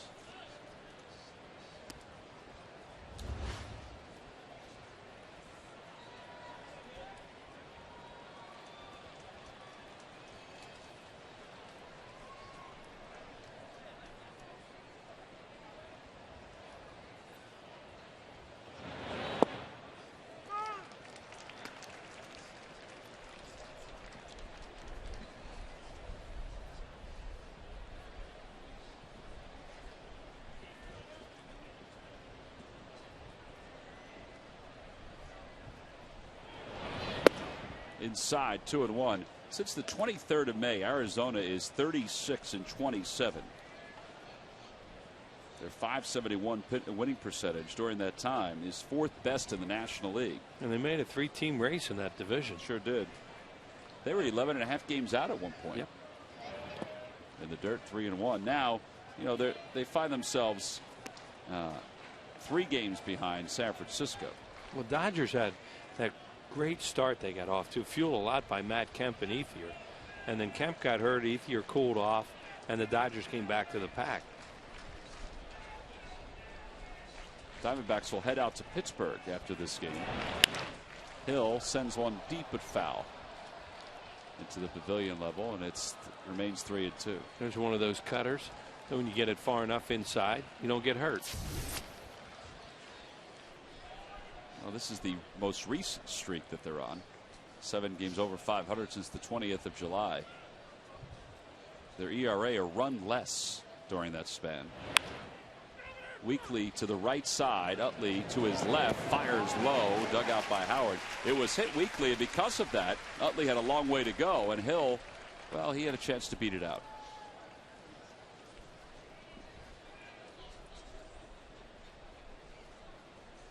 Another team that's playing well, as we've talked about, they've taken the first 2 from the Pirates or the Cincinnati Reds, and they'll be here for 4. Count 'em, Wheels, 4 games. Phillies have 7 games with them. Yep. Tickets are available for that 4-game series at Phillies.com. Hatfield Dollar Dog Night on Monday, August 20th. Retro night, 90s retro night. Reds are looking at that thing as if, we're going to catch a team struggling that we can beat, and the Phillies have to go into those series saying, let's spoil them. 90s retro night is Wednesday, August 22nd.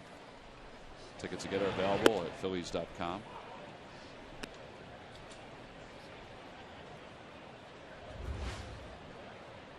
Going to roll out some 90s songs. What would be a big song from the 90s? I'm not asking you to Just come up with not that. Good at that. No, I'm not either. I can go back and get some other decades, but not the 90s. Inside corner, it's 1-1. Get some of the younger folks out there. You know, it was a big song from the 90s. I graduated college in '90. Yes. There's only a few songs that few groups that I listened to.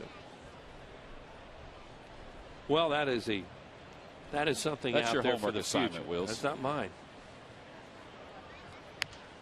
Again to the right side. You talk about a jammer. He's pitched well here today. You know, sure has. He's had that one inning. He'll do that in certain games, and then he threw that pop-up home run to a mule-strong right-handed hitter coming up right now, and that's been it. With 2 outs, Carl Graver wants me to send out, as our statistician, Nirvana. Nirvana, okay. Smells like Teen Spirit. Is that right? Did I say that right? You nodded yes. Oh yeah, there's probably some really big hits from the 90s. Yeah, U2. That jump Carl right just out put at you. U2. U2, there you go. Yeah. So that'll be some of the music. We're just not good at recalling that stuff. Like, I couldn't tell you if it was in the 90s or the late 80s or what. I'll give you the 50s and 60s. I can't help you with that either. All right. Phil Sheridan, who's a 90s guy. Right. Pearl Jam, the 90s. Makes me feel old that we're talking about Pearl Jam in the 90s. Jeremy by Pearl Jam is a big tune. Phil Sheridan's part of the clubhouse staff here in Philly. Not the columnist. And a contest winner. Game show. That's right.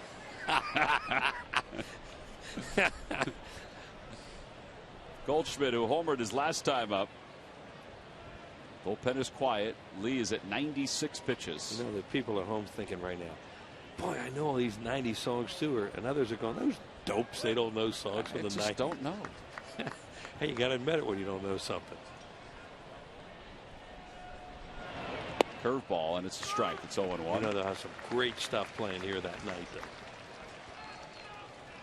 Somebody said, what are you going to wear? I said, I don't know. I probably wear the same stuff now.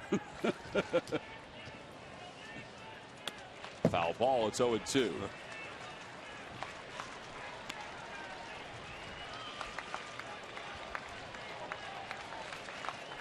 To the count to Goldschmidt.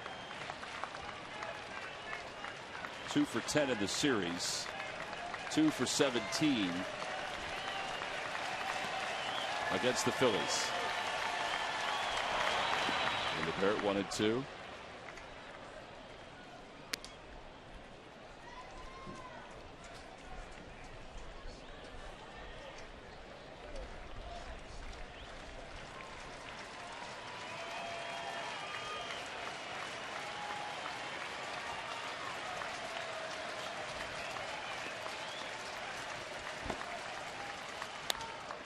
Fouls it away.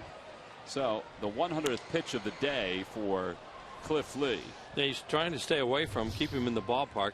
He did get beaten with a home run last time up. That ball he really didn't hit all that well, but he's just so strong. It's Goldschmidt, and the wind's blowing out to right and right center.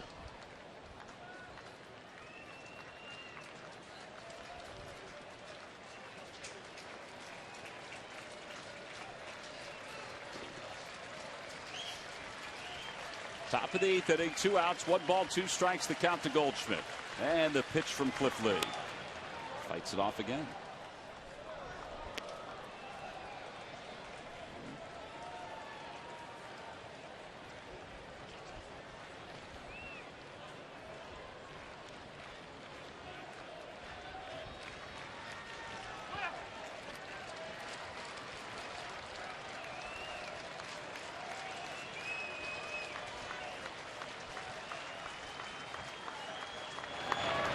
Curveball line caught by Franzen. He spun to the backhand and picked it right off the top of the dirt. And the side is retired. Back-to-back 1, 2, 3 innings for Cliff Lee. He's retired 8 in a row. Little defense behind him with Nirvana in the background. You get it now? We go to the bottom of the 8th inning. The Phillies down by 1 in search of a little offense to help out Cliff Lee.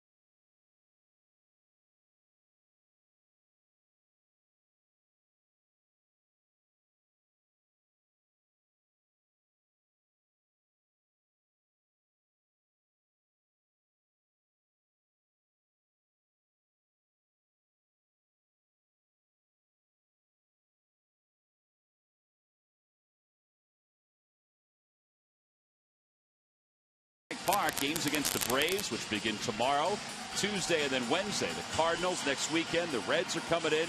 The Nationals and the Mets. Go to Phillies.com. Purchase your tickets now. There's a Hatfield Dollar Dog Night coming up. There's another one in September. You can get your tickets now. Going 24/7 to Phillies.com. Home half of the 8th inning.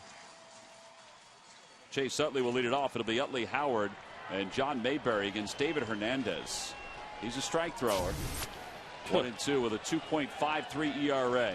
66 strikeouts at 46 1/3. He is highest strikeouts for 9 innings, 5th in the league, 12.82.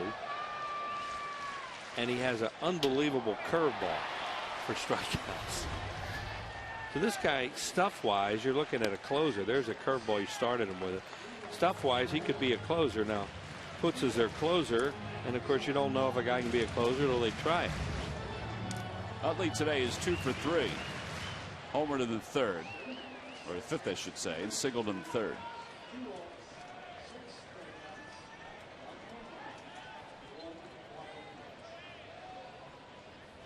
Want to know the count to Utley.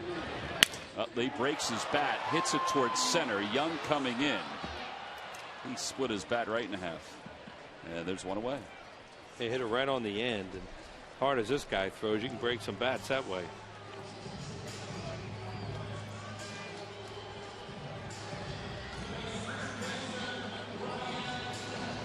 Ryan Howard is hitless at 3 at-bats.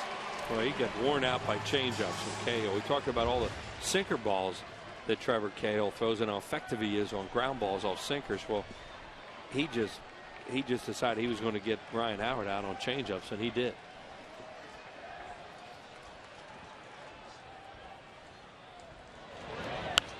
Howard got a fastball and he fouled it away. You may as well swing early at this guy, because if he has you 0-2 for 2 strikes, his curveball is such an out pitch.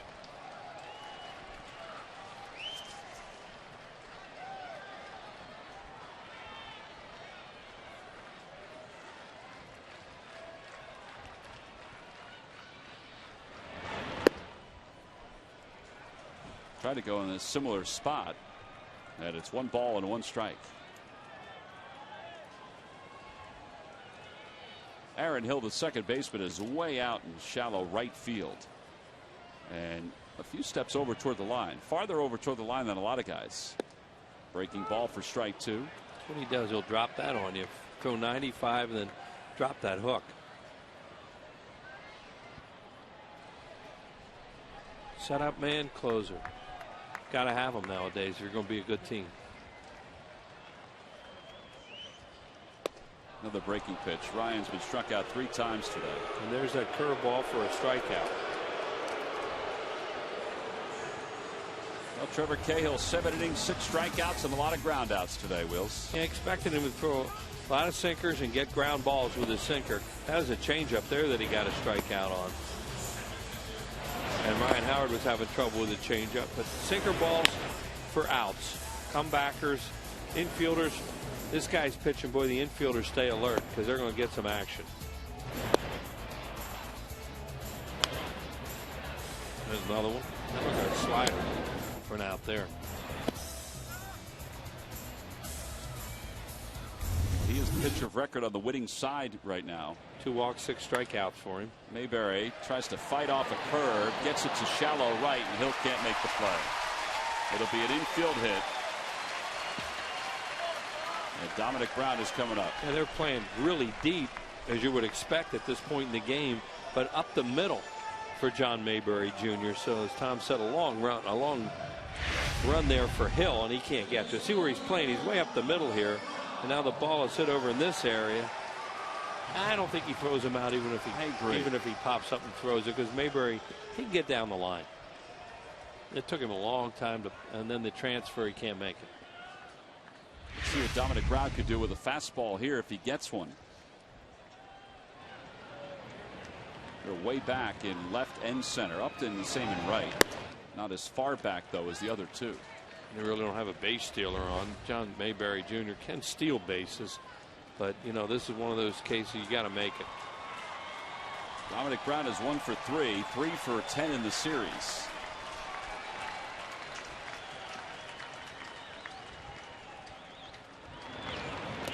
gets away from Blanco, and now Mayberry's in scoring position.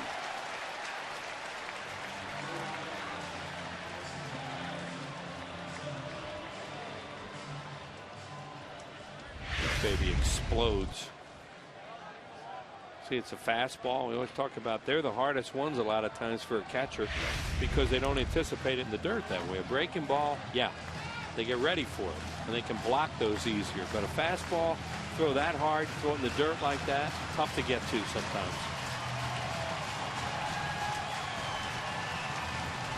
Dominic had 5 home runs down in AAA this year. They just talked right now probably about the signs they're going to use, but also they have a 2-0 count. Do they want this guy or Kratz? Well, they're going after that guy, but he left him with a curveball. Yeah. That's really a good hook he has off a fastball with that velocity.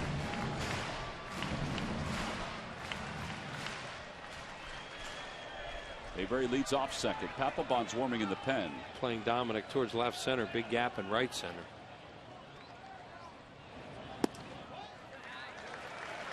Three and 1.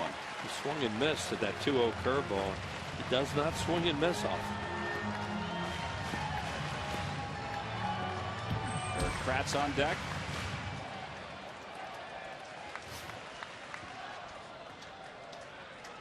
Mayberry getting a good lead off second.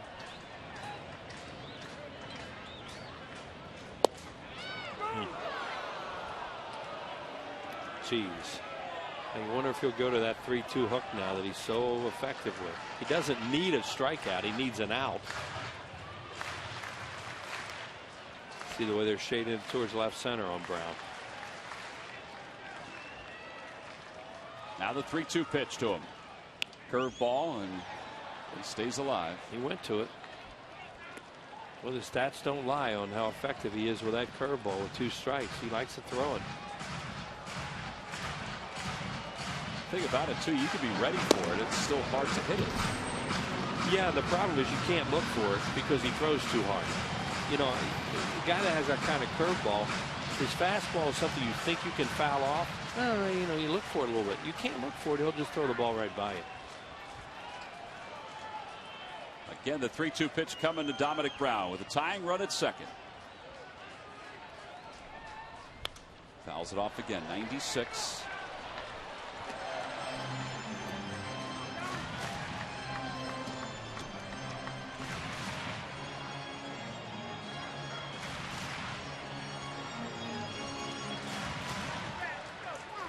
Eighth pitch of the at bat coming from Hernandez to Dominic Brown. Well, he could get one in the air to right field. Again, the 3-2. Back toward the middle. Off Hernandez. Picks it up. Flips underhand. It hits the runner. Here comes Mayberry. Throw to the plates. He is saved. Mayberry gets his foot in ahead of the tag. And we're tied at 4. He got the call right that time. Didn't get the call the other night. He got the call here. And we're all even at 4. Boy, it looked like the Phillies were going to get robbed there because that's a base hit up the middle. And when it deflects off Hernandez, you're thinking, well, we're going to have first and third. Now it looks like it's going to be an out. He hits him with it. By the time Goldsmith can get to it, Mayberry with 2 outs. See, he shut it down there a little bit going to third, and now he has to pick it up, and he beats a play.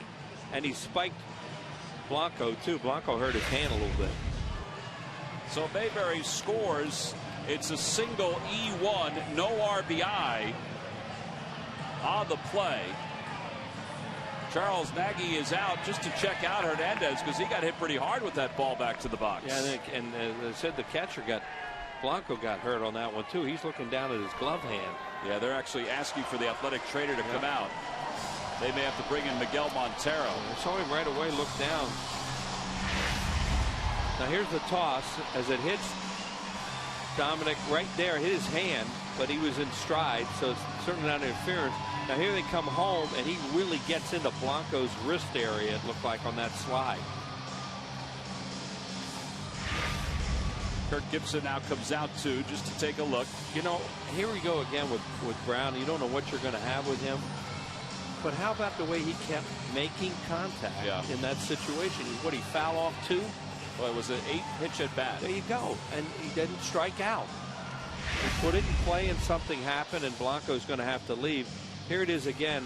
I don't know what he does, but he really gets his glove hand and hurt him. Yeah, and his glove hand was on the plate, so Mayberry hit the edge of the plate before the tag occurred. That enabled this game to be tied. Miguel Montero, it looks like, is going to come in to catch, as we have a brand new ball game. Pitcher spot is due up after Kratz. Jimmy Rollins is out of the on-deck circle. If they get there, he'll pinch hit for Cliff Lee.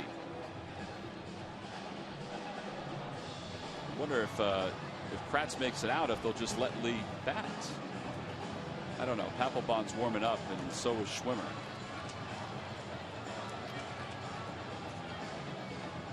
Yeah, I mean, I think they take the lead. Papelbon's in the game. No. I'm saying if they don't take the lead, if it stays tied, and they don't have the pitcher spot hit.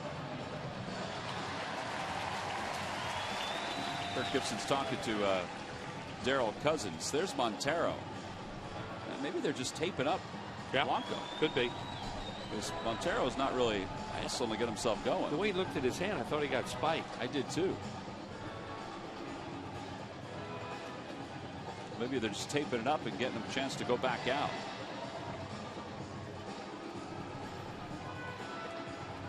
Montero doesn't look like, well, maybe he is getting ready to win. Maybe he needs to get his equipment all set. I don't know. We could just assume at this point. Yeah. Because he's in the dugout, but he has no gear on. Hernandez is just sitting out there behind the mound. Well, it's a 4-4 game here in the bottom of the 8th inning. Phillies have had some late game magic here at the ballpark. Yeah, Montero looks like he is going to come in.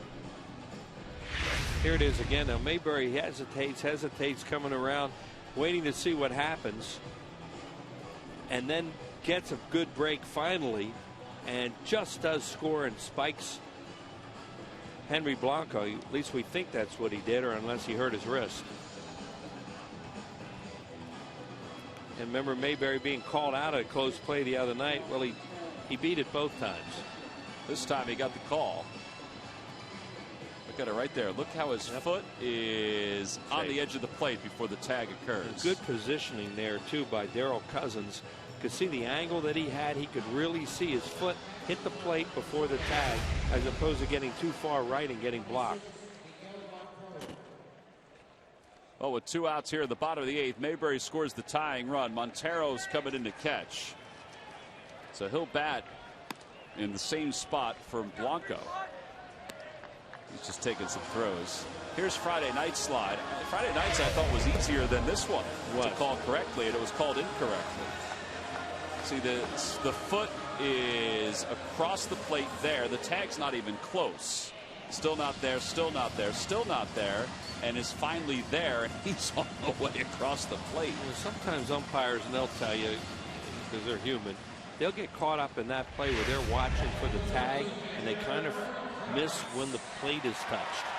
You know, you got to do both. I asked John yesterday if Jim Wolf said anything to him. He said, no, he didn't say anything to me. He knew he missed. Told you what Charlie said he said to him. Basically nothing. Just kind of raised his eyes like, Eric Kratz, the hitter, with 2 outs. And Kratz takes a strike. It's 0-1. Dominic Brown not getting much of a lead, so he's not going anywhere.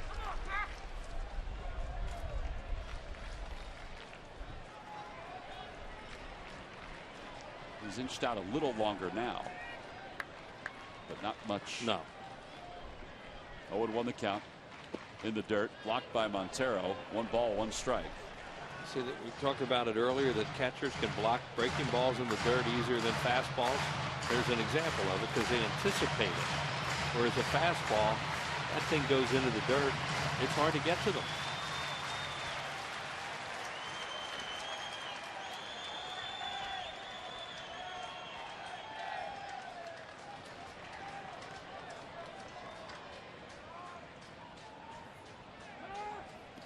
Now time is called by Kratz.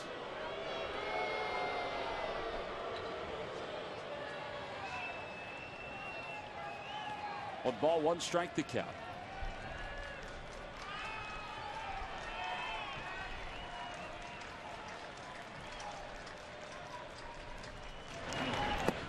Moving after a curveball, and it's 1-2.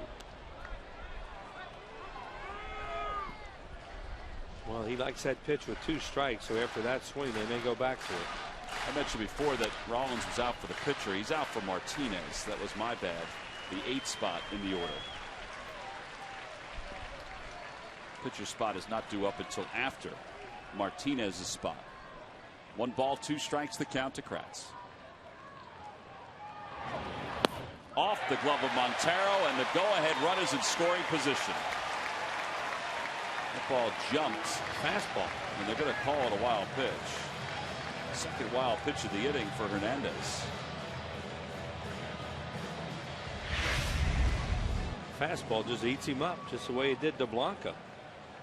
This guy throws harder. That thing is traveling down in that area. Now base hit. The Phillies should take the lead. Good chance.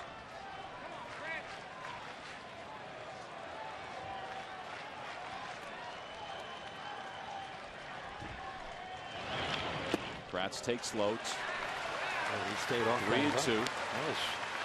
That was impressive. He went for the kill with that curveball right there, and how he doesn't swing at that. I'm sure Hernandez is out there going, why did he not swing at that? That's my out pitch. Check the numbers. What if he throws his out pitch again here? First base open. Yeah, he may.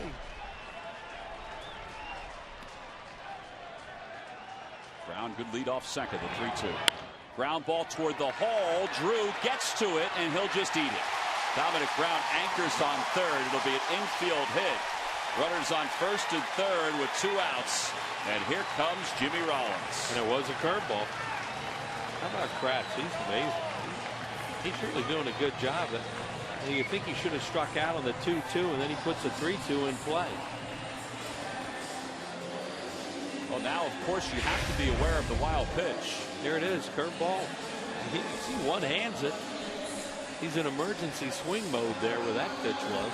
Juan Samuel's doing everything but throwing a lasso out there. Well, now the Athletic trainers coming out to talk to Hernandez, along with Charles Nagy. After that ball hit him on the foot or leg. Looks like he's pointing to the other leg, though. That's going to be it. He's going to exit the ball game. Boy, oh boy. It's a flat-out mash unit right now for the Diamondbacks. So Kirk Gibson's going to have to go to his bullpen. And whoever comes in will be given as much time as necessary to warm up. Well, there is nobody that's making a move to come in. And now it looks like Takashi Saito is going to be the pitcher. This is the last pitch. The last pitch he throws is a really good curveball. Nice hitting by Kratz. A little hop there, but you know, I think it's obvious a residual from when the ball that Dominic Brown hit him on wherever it hit him. So Takashi Saito is going to commit to the ball game to face Jimmy Rollins. There he comes. He was warming up earlier. This is an AT&T call to the bullpen here at Citizens Bank Park. The Phillies have tied it up. J. Rose looking to give him the lead.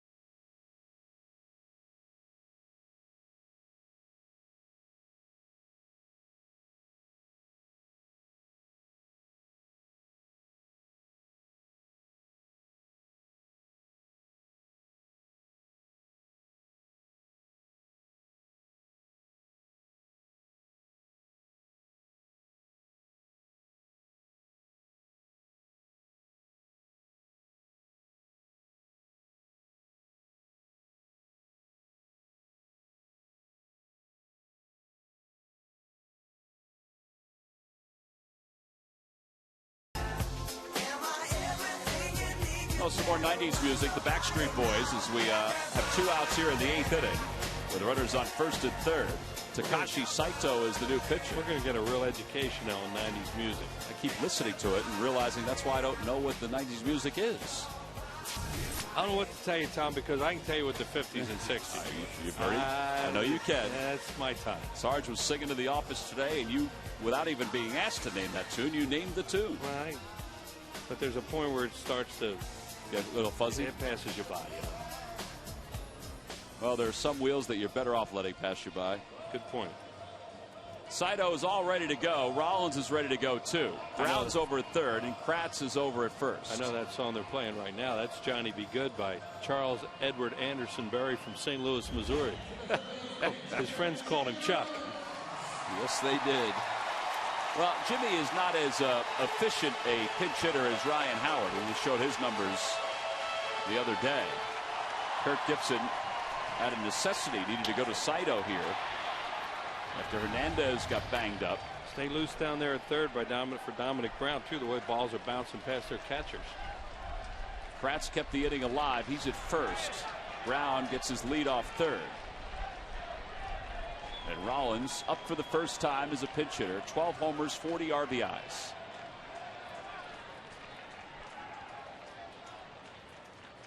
And he takes a strike. It's 0-1. Rollins' numbers from a shortstop standpoint. He's third among shortstops in the National League in home runs, doubles, and hits. And out of all 3 of those categories, it's the last one that he just needs right here, and that's a hit. Yeah. Nix is on deck for the pitcher spot. He's been good in this spot throughout his career. Somehow he calms it down, slows the game down.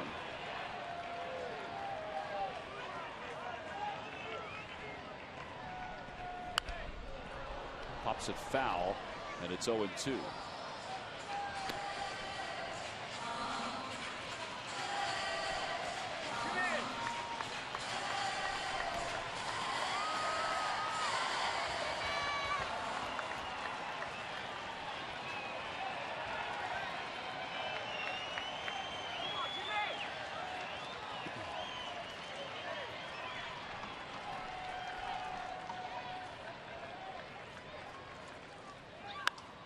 Popped him up. Left side of the infield. Stephen Drew is under it. The inning is over. So the Phillies will settle for tying the ball game up on the infield hit by Dominic Brown and the error by David Hernandez and the base running of John Mayberry. Here he hesitates. The ball is flipped. At that point it's loose. Mayberry's coming home and he gets in ahead of the tag from Henry Blanco.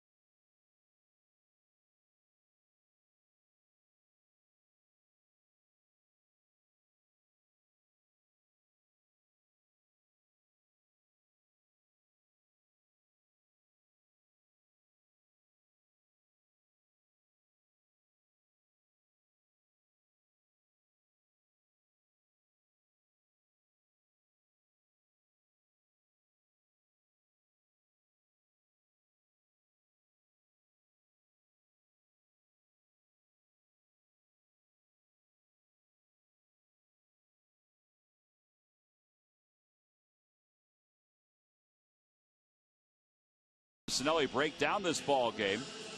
show you some highlights of what's going on, preview the Braves series, plus live reaction from the clubhouse. Marty Bystrom's in the house. It's all on the Phillies postgame show, live from Sugar House Casino. It's coming up next on PHL 17. Top of the ninth, it's a 4-4 ball game. Arizona and the Phils here at Citizens Bank Park. Jimmy Rollins stays in to play short.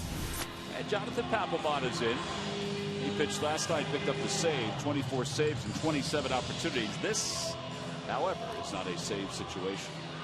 Very important situation for a closer, though, because they come into these at home in tie games to try and keep it that way and win the game in the bottom of the ninth in your last at bat. And the Phillies did that a lot on the last homestand. Trying to do it here again today to win the series. Papelbon will face Upton, Chris Johnson, Stephen Drew. 5, 6, and 7.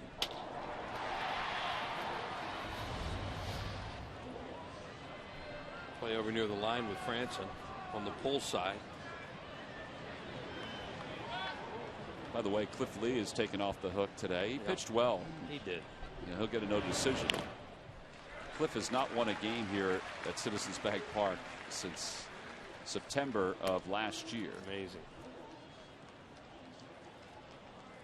He has 8 starts here. Coming into this game, he was 0-5 with a 4.29 ERA.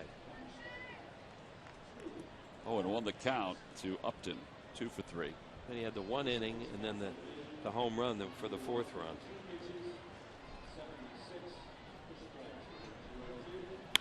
Line drive, base hit for Upton. Mayberry will cut it off through the alleyway, and Upton's aboard with his 3rd hit of the day. Yeah, that's why you play deep in the outfield in these situations and cut off the alleys like that. Papelbon in non-save situations is 1 in 3, an earned run average of 4.41. Now Chris Johnson's taking a long look at Matt Williams in the third base coach's box. We'll see if they think they would try to bunt this guy, which is unlikely. I figure, he's been a power hitter his whole career.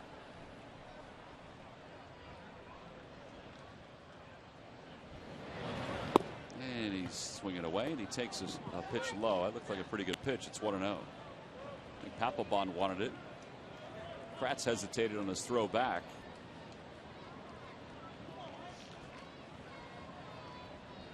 Scoring a run in that inning to tie the game without a ball out of the infield.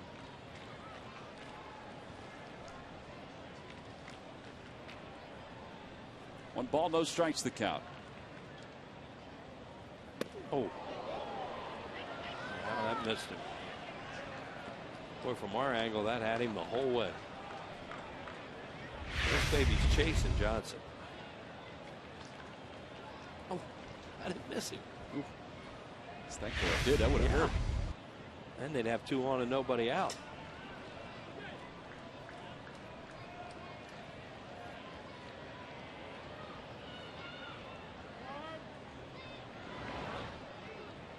Kratz just asked for time. They're going to warm 2 guys up in their bullpen. 1 if it stays tied, and puts if they get the lead here.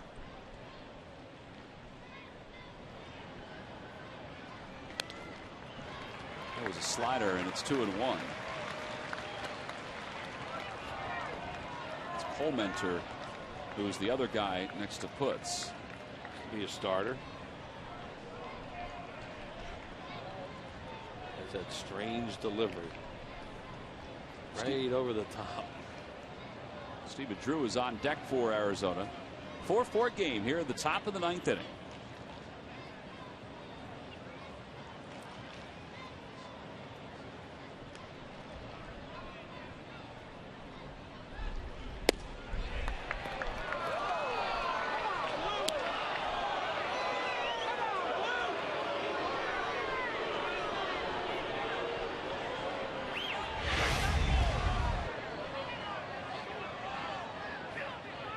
Pretty close. I think that's been a strike today a few times.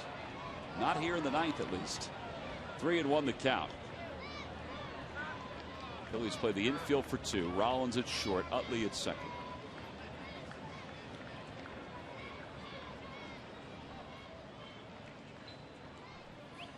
Back towards shortstop. That should be two. Rollins an easy flip.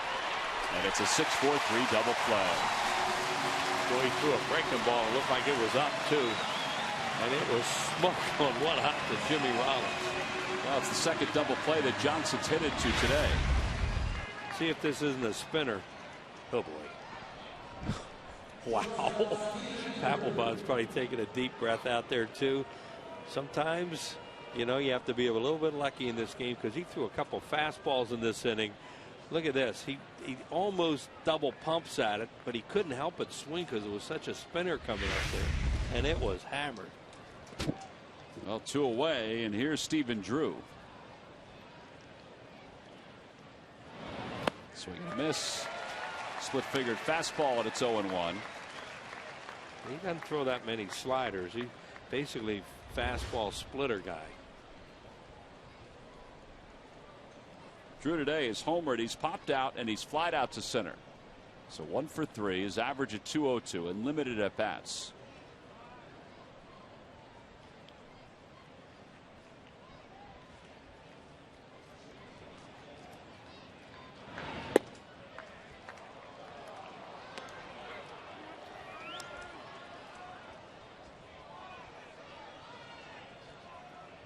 A lot of umpires here. Those pitches are close.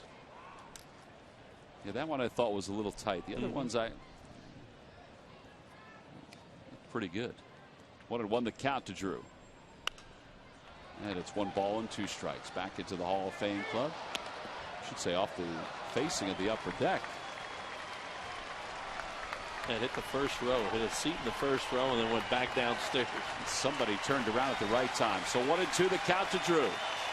Phillies are tied at 4. They've got the pitcher's spot due up in the bottom of the 9th. Drew will be followed by Montero as Papelbon gathers his signs.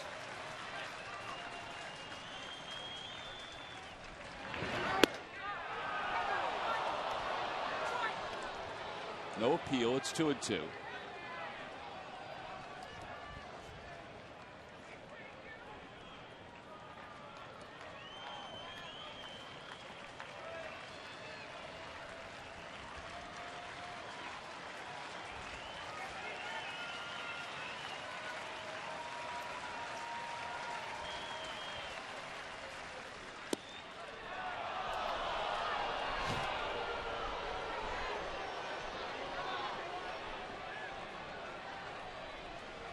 Cousins, the home plate umpire. He's the crew chief. Alan Porter's at first. Jim Wolf's at second. Ron Culp was around at third.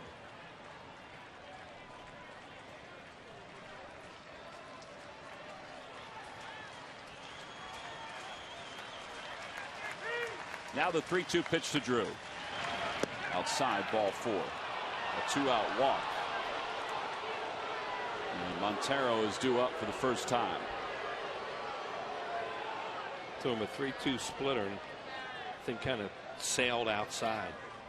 Wasn't down the way he wanted it.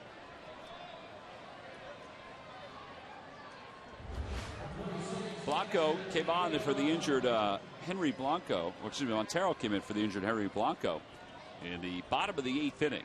He played the first 2 games of this series. 64 runs batted in, most among National League catchers. Yeah, he can swing the bat. Want him to keep the ball out of the air here to right through. There's Colementor with that delivery I was talking about, right over the top. Drew used to be able to run really well. I don't know with his ankle. Being held on by Howard.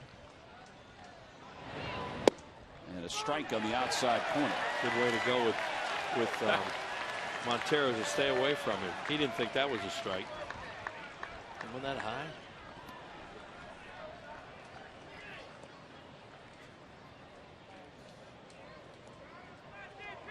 Pinching him up the middle.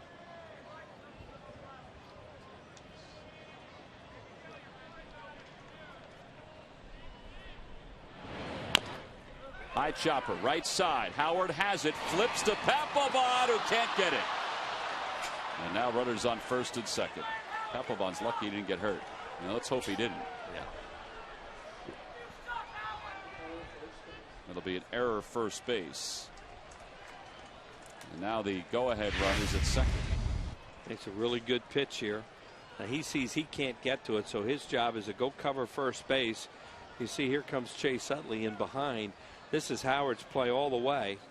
And now he flips it wild, and here comes Chase Utley alertly backing the play up. But thankfully, Papelbon didn't get hurt, but they're going to check on him anyway because he got run over. So give him a chance to catch his breath, too. Gerardo Parra is going to come up to pinch hit for the Diamondbacks. Some action around first. It sure has. Here's another look at it. Ryan Howard, was not under control there, but he thought he could backhand flip it there to Papelbon covering. Jonathan does all he can to reach for it barehanded, and then he takes a belly flop over there. And I couldn't tell whether he stepped on him or not. I couldn't tell. I think he just landed awkwardly. Well, Parra is a .281 hitter. He has 6 home runs. He's driven in 30.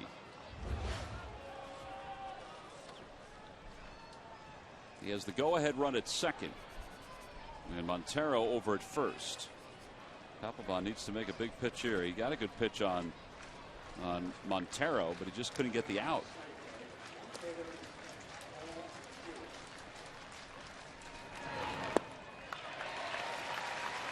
He's thrown a lot of pitches other than his fastball. That looked like a split. Yep. And he did. And that's a great pitch for him to throw there because Parra came up there off the bench fastball hunting. And for a first ball fastball to get a base hit, and, take the lead for them.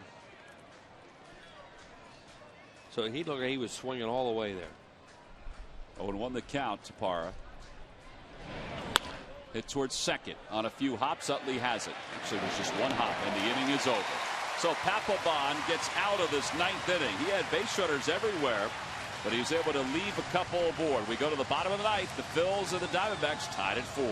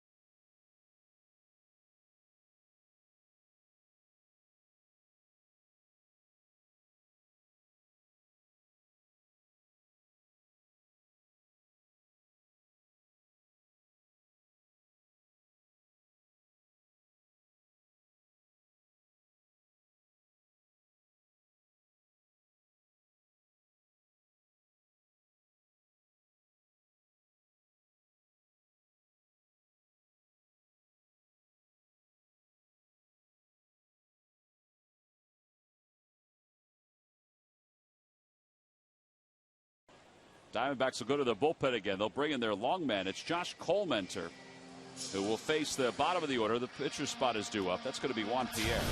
And then the top of the order, Colmenter this year in 20 ball games, 3-2 with a 4.13 earned run average. He has split his time this year as a starter and a relief pitcher. In fact, he's probably, if you asked him what he would want to do, he's probably more suited to be a starting pitcher.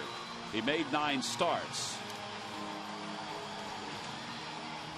In between innings, Eric Kratz and Jonathan Papelbon were talking about, I guess, that play. I guess he's okay. Cliff Lee came over. Rich Doobie just walked away, so I guess he felt like his closer was all right. That's going to be it for Papelbon, obviously, with Pierre coming up to pinch hit. Good spot to have Pierre as a pinch hitter off the bench. You try to get on and get the winning run aboard.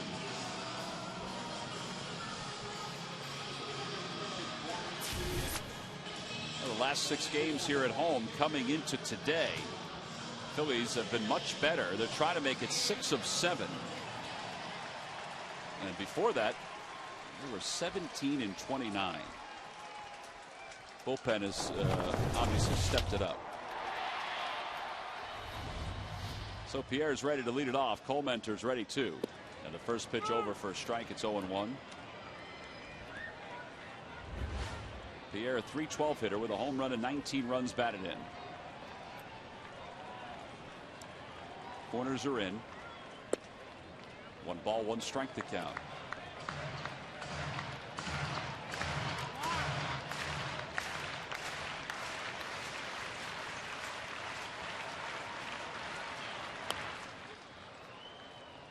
Fouls it back to the screen, 1-2. And now Johnson, the third baseman, get back up. He's way up there in the grass.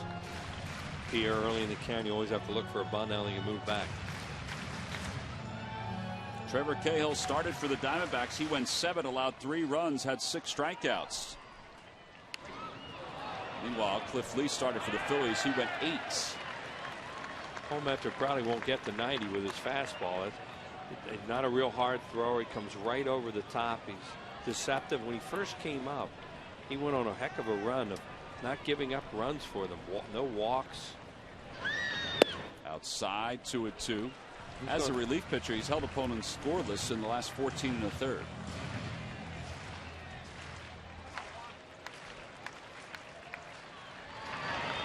Back toward the middle, and Pierre's aboard. As we always say, the guy just gets hits and gets on base. Yeah, Charlie flat out told him, you know, with the things they're going to try and do now, especially with Dominic Brown here, that he's going to cut in any playing time that he had. Scherholtz is up. He looks over at Juan Samuel. Franzen was just called back. You would think they'll send Lance Nix up as a pinch hitter for Franzen. Maybe not. Franzen's back up there. Cole Mentor, his times are decent, and they have him down with a slide step too. Base stealers 3 out of 7 so far.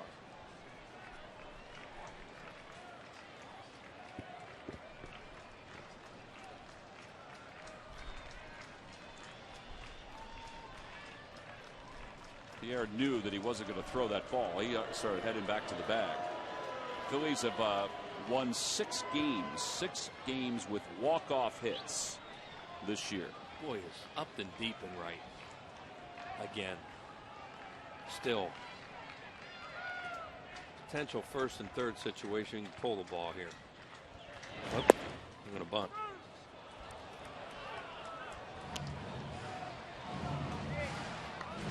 Here's a situation where you're dealing with a player you don't know much about. Whether you get a bunt down or not. Whether you have confidence. Pretty sound fundamentally. Yeah. You don't know, though, if you had a guy where they can get a bunt down, especially in a pressure situation. How much have they done it? Well, Johnson creeps it at third. We're going to find out, it looks like.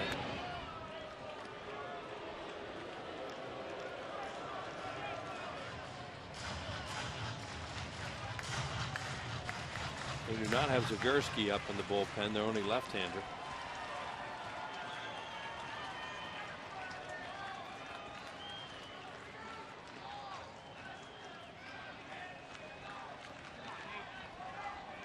There's no way he's going to throw this pitch, right? Well, they're just trying to see if he's going to show something early. If, you know, Pierre gets a little jumpy, which he won't. But I think as much as anything, they were waiting to see if Scherholtz were to start to slide his hands up the bat just a little prematurely, give him an idea that he's going to bunt again. He never moved. Scherholtz waits from the left to throw over to first. That stuff all comes from the bench. Watching Alan Trammell down there, he's giving the signs to Montero, gives them to the pitcher, and then they decide this is the way we're going to try and control what could be happening. There's Alan Trammell, right? Well, he was ducking down there a little bit. What a player he was.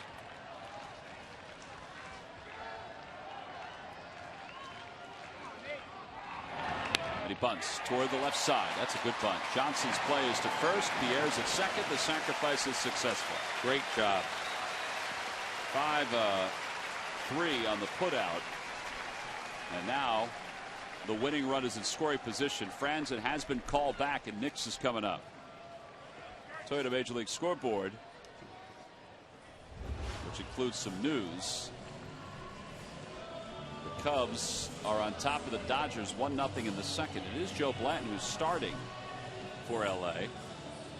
He's wearing number 56, as we mentioned before. And they're in the top of the second. Kerry Gibson's lips there, he yelled at it. Watch him there now. Meaning Pierre, of course. Pay attention to him at really. second base. Although you got a lefty up, it's a little easier for the catcher to see the path to third. Right. It's Nick's 283 hitter. Right. They're just saying, just don't forget about him.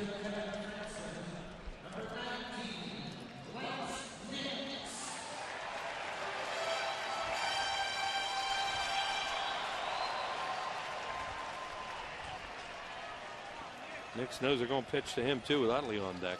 Nix is 1 for 9 as a pinch hitter. His one hit produced an RBI. It was right after he came off the disabled list. Well, they can see what they may do here if they can get Nix out. They probably walk Utley and go after Ryan Howard because he's struggling.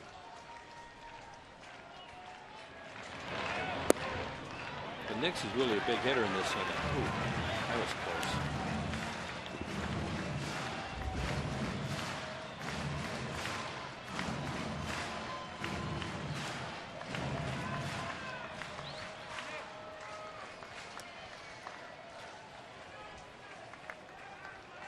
Upton's still really deep and right. You can win the game with a base hit to right field now.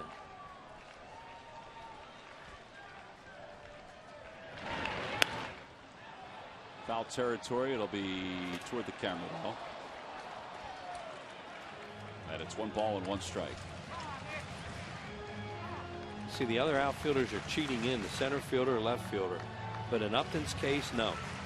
Very deep in right field. Look, way out in here. I know it's a pull side, but still, you almost have to come in a little bit more, I think, and take your chances.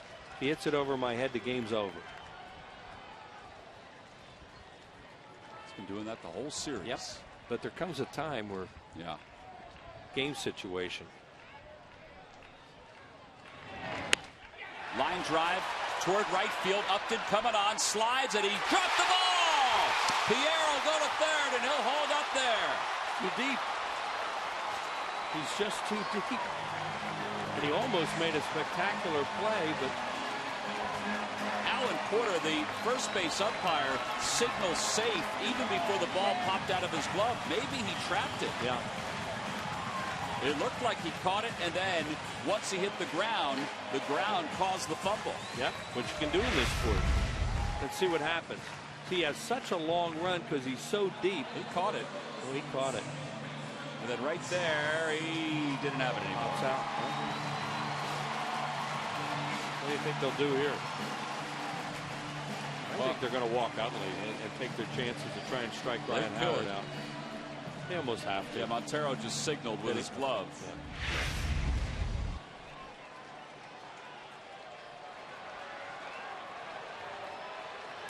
Yeah. Utley is homer today. He's 2 for 4. And they will walk him intentionally to load up the bases.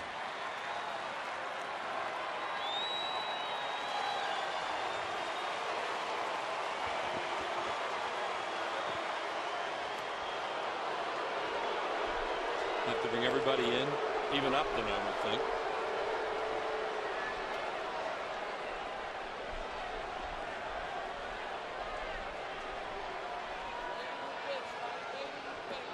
Pierre dances off third just in case that ball gets away.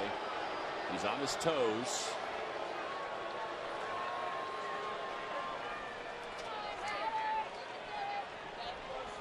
Two 2-0 the count to Utley, now 3-0. Ryan Howard has not had a great day, but he can turn that around right here. Short memories of this game of baseball. Absolutely. You better have one, too, if you're going to be good at it. And there's ball 4. So the bases are loaded. Heard the boos last time up. He can sure turn them into cheers now. Well, let's see how they align things. Kirk Gibson's going to come out and let him know what he wants them to do. Well, they have no choice. You know, they're going to bring everybody in.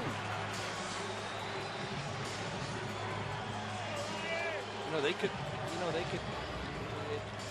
think about a double play maybe because you have Ryan Howard who can't run, but if you don't get the double play, the game's over. So there's mitigating factors with a hitter at the plate, and there's a problem with his running too. Yeah, that could change the entire way they're looking at it. Yeah. Well, the outfielders are pretty much straight away. They're a little deeper than they probably will be when Howard comes up, but they've got to also guard against Ryan Howard. Well, yeah, you got Juan Pierre at third base. Anything in front of the outfielders, the game's over. Absolutely. So, you know, that's why they have to play in, and if you hit over their head, it's over anyway. You see where the infield is, they're not going to play for a double play. Rarely do you ever see a team do that in this situation. Ryan Howard is 0 for 4. He's 2 for 12 in the series. Aaron Hill's out there stretching at second base. Now he just backed up. Backed up a little bit. Colementer's ready. The runners lead off. The pitch to Howard. Inside, it's 1-0. Upton is extremely deep in right field. I don't get it. He must be very confident in his throwing arm. Well, he's going to throw him out. Even if he makes a catch out there, there's no way he's going to throw Pierre out. A surrender. 1-0 the count to Howard. Ground ball foul. And it's 1-1. Stephen Drew, the shortstop, is giving a couple steps toward the middle. So there's a huge hole between Drew and Johnson over at third. Not that Ryan hits it that way. Right, and they'll think about coming home to get the out at the plate for the second out, unless they just have something smoked at the bag to Drew where he can have a double play. Pierre's the guy that matters. He leads off third. The 1-1 pitch. Outside, 2-1. Colemanter, not a strikeout guy either, not a hard thrower. He's a guy you can get the ball in the air. Ryan can just somehow get it done.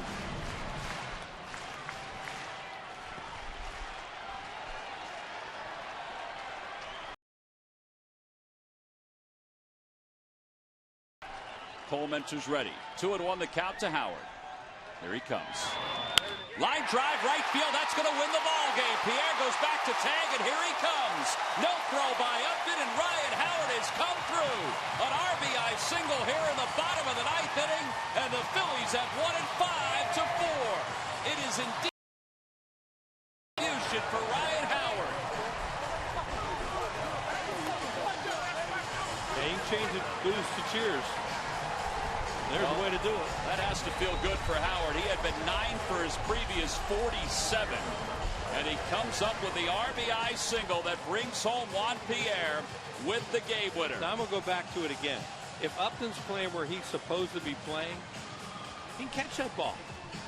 Or at least, you know, maybe on one hop have a chance to throw. Why he's that deep twice in that inning, that helped win the game for the Phillies. Now, this is a pretty good swing by Ryan Howard. He got a pitch he could drive, and he drove it to right. Look where Upton's playing. Look where it lands. Takes it on a hop and then just keeps on coming. Pierre does the right thing, goes back to tag, and then he'll cruise home with the game-winning run. And the Phillies have won another series here at Citizens Bank Park as they take 2 of 3 from the Arizona Diamondbacks. And, yep, they get a chance to celebrate once again here at Citizens Bank Park. And Ryan Howard is standing beside Greg Murphy. Murph? All right, T-Mac, thank you very much. And Ryan, you know, game of baseball sometimes it's just one at-bat that changes a game. You get your final at-bat and win it. It had to feel obviously good for you to get that base hit. Yeah, it did. You know, I mean, it's no secret I've been scuffling, you know, trying to find it, been in between. You know, struck out 3 times today, and just, you know, being in that situation, you guys still want to be in that situation.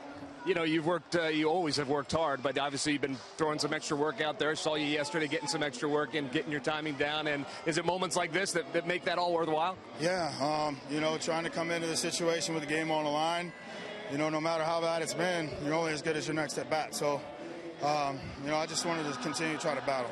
This team has won 6 of 7 here at Citizens Bank Park after really struggling at home for the beginning part of this season. How important is that, and to win another series as well? I mean, it's huge. You know, we just want to continue to try to compete and go out there and try and win games. So, you know, to be able to do what we're doing here at home has been great.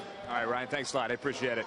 Guys, back upstairs. All right, thank you, Murph. We appreciate it very much. Ryan Howard with the game-winning hit. It's our W.B. Mason delivery of the game. It is nice to see. It is. You figured he could get a ball in the air off this guy, and he does. He threw a top spin lob out there, and Justin Upton, if he's playing where he's supposed to be playing, he catches that ball and they may have a play at the plate. Thankfully, he wasn't, and the Phillies win a game, and that was really exciting. Yeah, give some credit to Juan Pierre, who began the inning against Colementor, coming off the bench with a pinch hit single. He wound up scoring the game-winning run to help the Phils to the victory. So Ryan Howard, all the hard work has paid off. He made some contact and some good contact to win it for the Phils. We'll be back to talk more about it right after this.